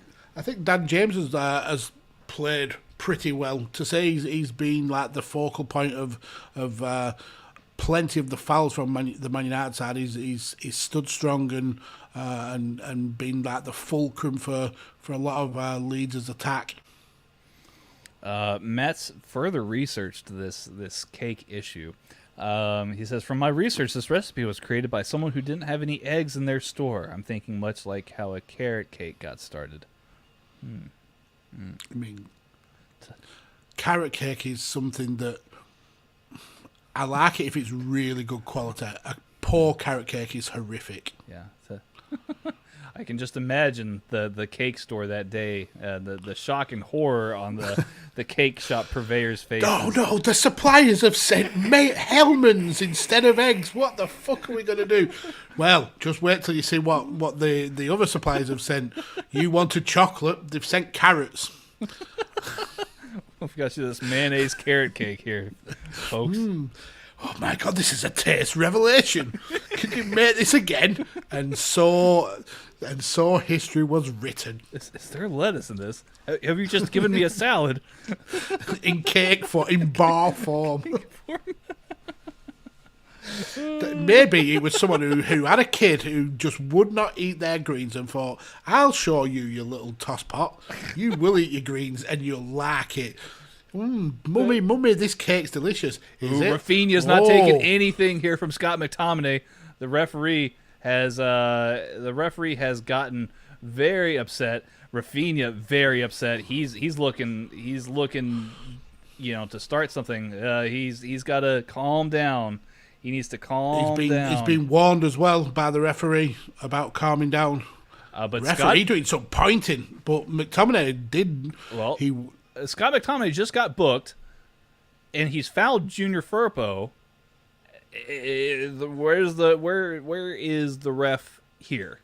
I think that was the issue that Rafinha was having. That McTominay had been booked, and nothing came of that foul. Rightfully so, Rafinha, right to be upset here, I think. Obviously, all bias aside, Rafinha looks to have calmed down a little bit. He's gonna take a free kick here. United perhaps should be down to 10 men now, but that's not the case. That's a well whipped in ball. May not get rid of it. Click. Click! Oh, what? I mean, he's been pretty bad in front of goal all game, but that was a stunning shot. Yeah. But De Gea, more than matched to it, just tips it over the bar. That's a great save by De Gea. Yeah. We were talking about Mo Salah replacements earlier. You could hardly do better than Rafinha, I think. Mm-hmm. I think the issue would be his age. Is he not like close or pushing 30? I think he's about 26, maybe less than that. Yeah, he's 25. Yeah, I thought that. So who was the Leeds player that they picked up? Rodrigo, correct. That's right. Rodrigo's. I think he's in his early 30s. Matt's just posted something in the chat that I was fully not aware of. So we at Radio Tekkers condemn the actions of the hooligans who assaulted Phil Foden's mother last night backstage at the Amir Khan fight. That is horrific. I didn't hear about that. That's awful. Yeah, that is absolutely disgusting, and they should be ashamed of themselves. And I hope that the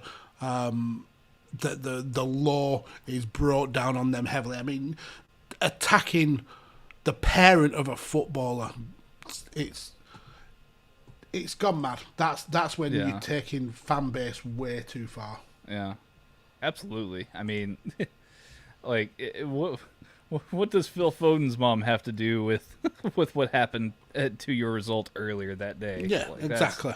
Totally unnecessary. And backstage at a boxing fight as well, ridiculous. Yeah. What a subhuman being.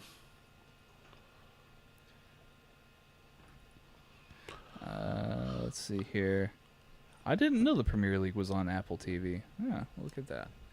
Oh, I already pay for too many streaming services as it is. I'm not switching over here. Sorry, Apple TV.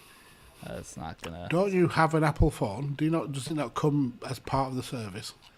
I mean, you get a limited time, a tease of it, a limited time trial to see if you like it or not. So just like big corps putting their hand in your pocket and just squeezing every little dime. Oh yeah, it's not like they're the only one. No, all big corp do it. Absolutely, yeah. Samsung has plenty of apps that are on its Google Play Store. Yeah, has plenty of similar initiatives. It's Rafael Varane has come on for Cristiano Ronaldo. Big Ralph trying to close this game out.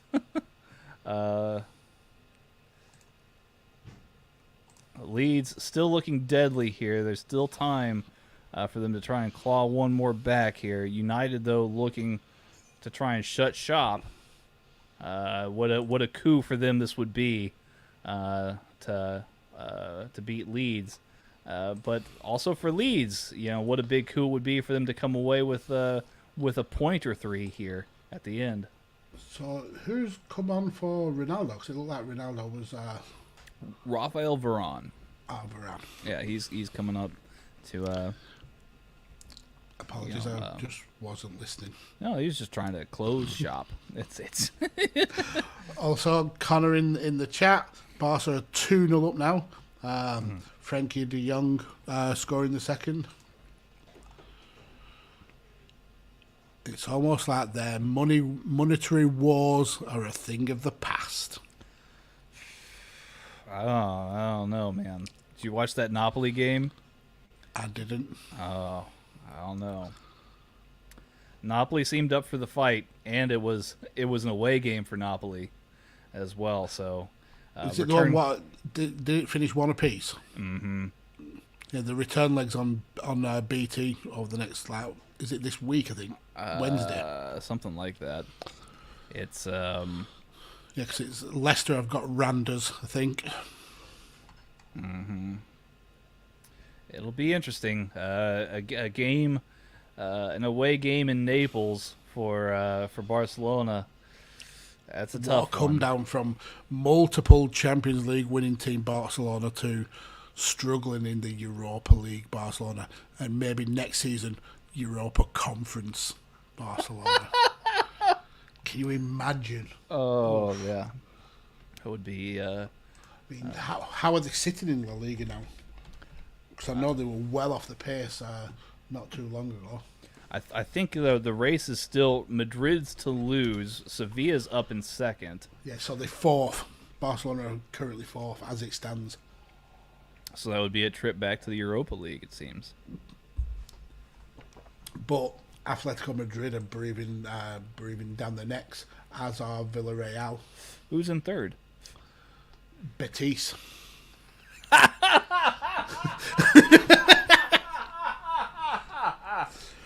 Oh my God. Oh. So Connor has given us a little bit of context. Ferran Torres has had 10 shot attempts, and the only one that was on target was a penalty. So who scored them? Because if it's 2-0 and got Aubameyang scoring. So it was on target, but missed. It was a save. Was it a save penalty? Connor just confirmed that Ferran Torres' penalty got saved. So that'd be glorious. Oh man. Oh, Alonga. He's put the game to bed. He sealed the deal here. United have scored again. It's Leeds 2, Manchester United 4. And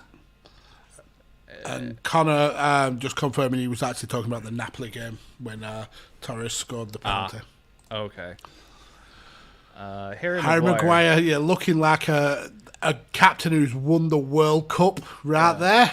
Yeah, very Patton-esque stance there from Harry Maguire. But that is a cheeky little flick by Fernandes to make it such an easy goal for Alanga. This Man United side in the second half have really kind of turned the tide. Yeah, fair play to them. They've had a good second period of this second half. They got sucker punched really early on and have had to fight back to get into this game.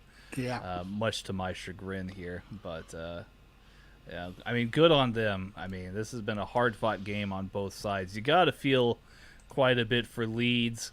They unless you're a United fan, of course, Manchester United fan, of course. I mean, Leeds clawed back into this here.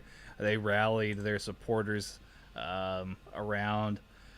Yeah, it's a tough game. The difference seems to be, the investment United have made in their squad simply, far outshines what Leeds have paid to get into the So Matt has give some context to the Phil Foden story, the Phil Foden's parent story, just as Man United tried to clear up another Leeds attack. So he said, shocking footage has emerged of Manchester City star Phil Foden's mother being punched in a backstage brawl at the Brook versus Colne fight last night. The clip appeared to show the midfielder 21 being led into a private room at the AO Arena in Manchester after Kell Brook versus Amir fight. As a group of men hurled verbal abuse at him, calling him the C word and the F word, horrific words there. As the footballer enters the room, his girlfriend Rebecca Cook turns towards the crowd and says, "Who are you calling the C?" Seconds later, the footballer's mother Claire emerges from the room and confronts the group, saying, "Who's calling him?" One of the group says, "Nobody." One of the men refuses to move from the entrance to the room before he's pushed out of the way by Mrs. Foden. He then strikes her in the face before another man dressed in a black top and cap comes to her defence and lunges directly towards the crowd.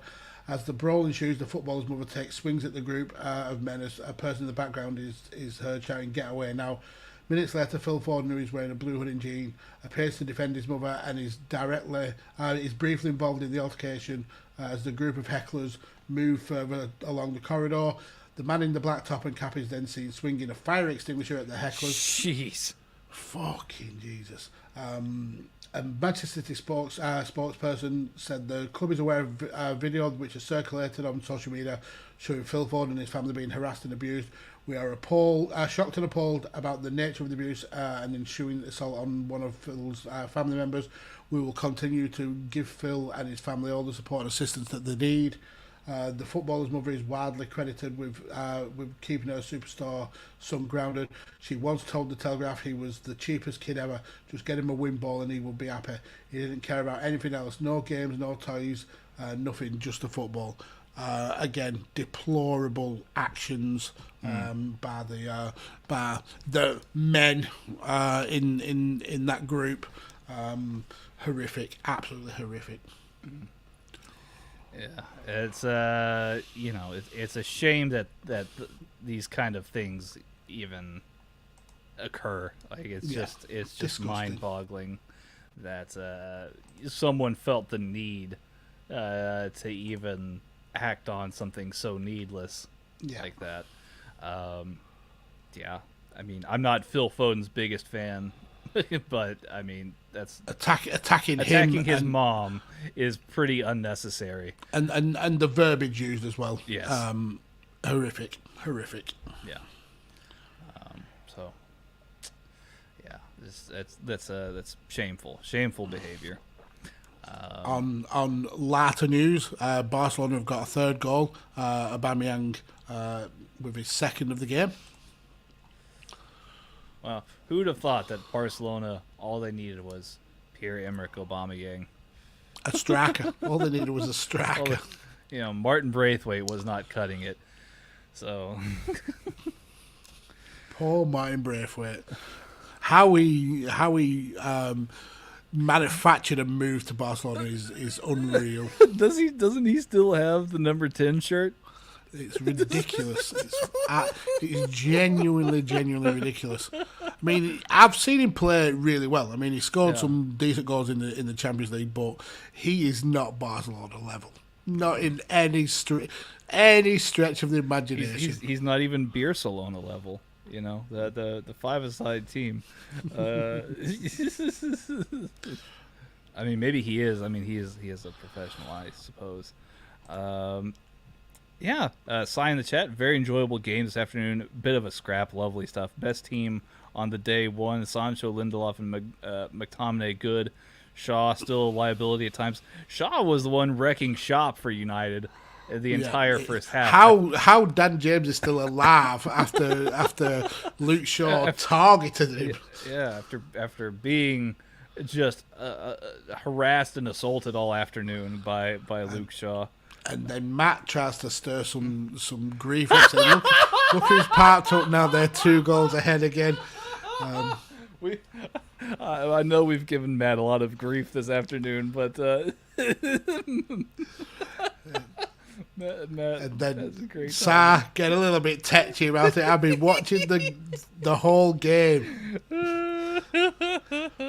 And Connor jumping in as well. Connor joining in too. Woof. Where was Si when Man United was tied 2 apiece?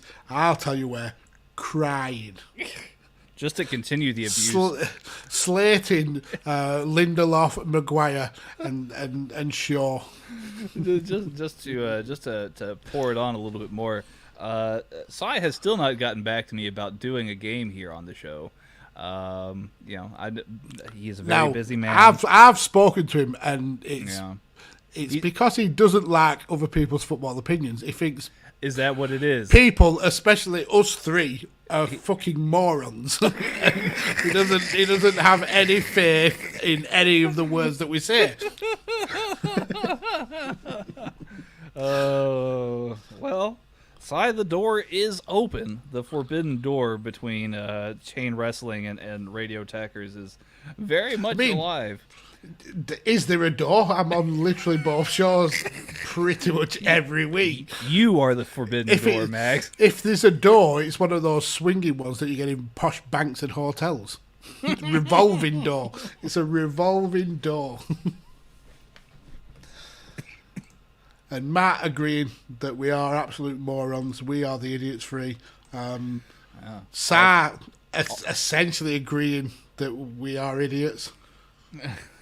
And Dan Griffin, well, that was a game and a half. Yeah, it absolutely was. That was a great game. It really, really was. I mean, nobody could call that. I mean, a Man United win, yeah, but to see 6 goals and end-to-end football like that was a very interesting game. So Sar's come back and said it's not quite accurate. He would happily come on and discuss football. It's not all opinions from other people. So in other words, he'd come on, say his piece, and we'd have to end the show and then duck out. Because if we rebuttal, he'd be like, "Shut the fuck up! You have no clue what you're talking about. Goodbye. God damn it." Oh goodness. Yeah, Leeds to Manchester United 4. Big celebrations here from the Manchester United players and supporters. This is probably as, I guess, no pun intended, united as these Manchester United players have appeared to be in weeks. Big win over a rival. And United have a big stretch in front of them themselves. They have still yet to play Manchester City this season. They still have to play Liverpool away. There's some big games on the horizon for Manchester United still to come. What did you make of this here today, Mags? Yeah, I always thought that Man United would continue that Jekyll and Hyde kind of mentality that they've had, and we saw it in the first half. They were sublime. They were really entertaining to watch. Then the beginning of the second half, they absolutely collapsed. Leeds took pure advantage, whether that was help with the weather, but yeah, they had Man United rocking on the back foot. But Man United showed a lot of grit and a lot of integrity after that first 10-15 minutes of the second half to kind of claw their way back and really take charge of it. I wasn't impressed with the amount of fouls. I think that the referee kind of lost control in periods of the game. The stuff with Rafinha was disgusting. How Luke Shaw stayed on the pitch was a shock.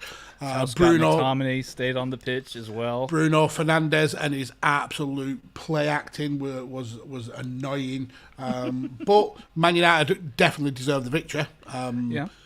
I'll say this. I mean, I know that we griped a lot about a lot of the behavior going on both sides, but particularly United's. I know we weren't doing United any favors during the watch along here, but that being said, I feel like if we did not have those elements of the game, it would not be nearly as exciting or entertaining. Yeah, I feel like we were thoroughly entertained. Edge of our seat stuff all game. Good stuff from both teams. It's I feel like Leeds will be going away and licking their wounds for a bit here, but United, Manchester United specifically, are very very pleased with this result. The problem for Leeds though is it continues that terrible form that they've got. Yes. They've been dragged into this almost 6-way battle for relegation, and they are not in the best of positions. Burnley have got 2 games in hand over them. Everton have got a game in hand over them, so they are very much in the mire when it comes to that relegation battle. It'd be sad for Bielsa Ball to go out like this, but it feels like that maybe his one style of play has been found out. I mean, they are creeping towards the bottom. Leeds in 15th now. I feel like they still have a good chance of staying up, but they need some of the right results to swing their way. Had they picked up a win here, they would have actually jumped up to about 13th or 14th. So, I mean, they could have used it for sure. And on the other side of the coin, that win cements Man United in that pivotal 4th place. I think they're now 4 points above West Ham, but Arsenal and Tottenham are pretty close behind. Arsenal are 4 points behind, but 3 games in hand, which is yeah. So and Wolves also 3 games in hand. So they're I think Wolves. If the Wolves win all their 3 games in hand, they go level with Man United because I think they're 9 points behind now. The ones to watch are going to be Arsenal though. If they can convert those 3 games in hand into 9 points, they go clear of Man United. So it's going to be an interesting run until the end of the season. Absolutely, Mags. We've got Leicester and Wolves coming up next, but before we go, man of the match shouts today, Mags? I mean, even though there were 6 goals, it's actually tough to pin down someone who was head and shoulders above everyone else. But if I'm going to, I think I'm going to go with Jadon Sancho. I think he was exciting to watch. He was his ball for Fred's goal was beautiful. He also he was pivotal in the Fernandez goal as well. So yeah, I think I'm going to go with Jadon Sancho. That's a pretty good shout for sure. As much as it pains me, I think I'm going to have to give it to Bruno Fernandes. I think his play acting certainly was going to be much discussion here. But when it mattered most, he was still the magician that United needed to lead them back into the game. Assists galore here. I mean, he helped Alonga get on the score sheet. The corner taken, got Harry Maguire of all people onto the score sheet. Yeah, without Bruno Fernandes, I think that Leeds would have picked up at least 1 point here against their bitter rivals. But yeah, good shout.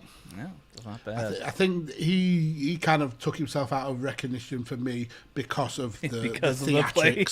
Yeah. I mean, that's totally fair. Totally fair. As a car alarm goes off outside my house, Awesome. Yeah, great. Your car's been stolen. Yeah, I know, right? Well, with all that being said, Mags, where can all the beautiful people out there on the internet find more of you and your excellent content? So, in terms of content, I am all over Radio Tekkers. I did my review of UFC Fight Night, Walker versus Hill, at the early hours this morning. That's out on the YouTube channel for Radio Tekkers right now, so go ahead and give that a watch and a like. I'm also on multiple different shows on this channel, not only the watch-alongs but also on Chain Wrestling and the Volley after that. But then I'm also on A Change in Attitude and Badlands on Chairshot, and also you see me popping up on Visionaries Global Media. In terms of social media, this is the main one down here on the Twitter at PodfatherMags, but I have been harangued into getting a TikTok. So you can find me on there at Mags All Pods, I think it might be. You can find him doing duets with all sorts of social media giants. Well, maybe. But as of now, it's clips of podcasts. So yeah, definitely come and check me out there. But yeah, that's it. Bar the shouting for me. Good deal. Well, yeah, it's been a pleasure getting to speak with everybody here today. You can follow us on Twitter at Radio Tekkers. That's RadioTekkers. Not only do we do these fantastic football watch-alongs here for the Premier League and Champions League, but as Mags also noted here, we've got 5 rounds exclusive to Radio Tekkers. As far as the YouTube content is concerned, so go and check that out. We've got chain wrestling on here, so if you're a fan of pro wrestling, Mags does an excellent job with Sai on that. We've also got the Volley, which is our weekly football recap show with Matt taking the charge there. Matt, he really is the man of the match here today because he took a lot of grief from Mags and myself and the chat. Ticking. Oddly enough, the chat revolted against Matt as well today at one point. And he kept ticking, unlike Bruno Fernandes. He didn't go down tickling his ankle. Yeah, so Matt deserves a lot of applause for his performance today as well. But yeah, check us out. Radio Tekkers, RadioTekkers. Links are in the description. Go and check us out. But for the Podfather himself, the Lord of Pods and Thunder, I am the Texas Gentleman. Y'all take care, and we'll see you again sometime soon for more football. Yeah. Bye-bye.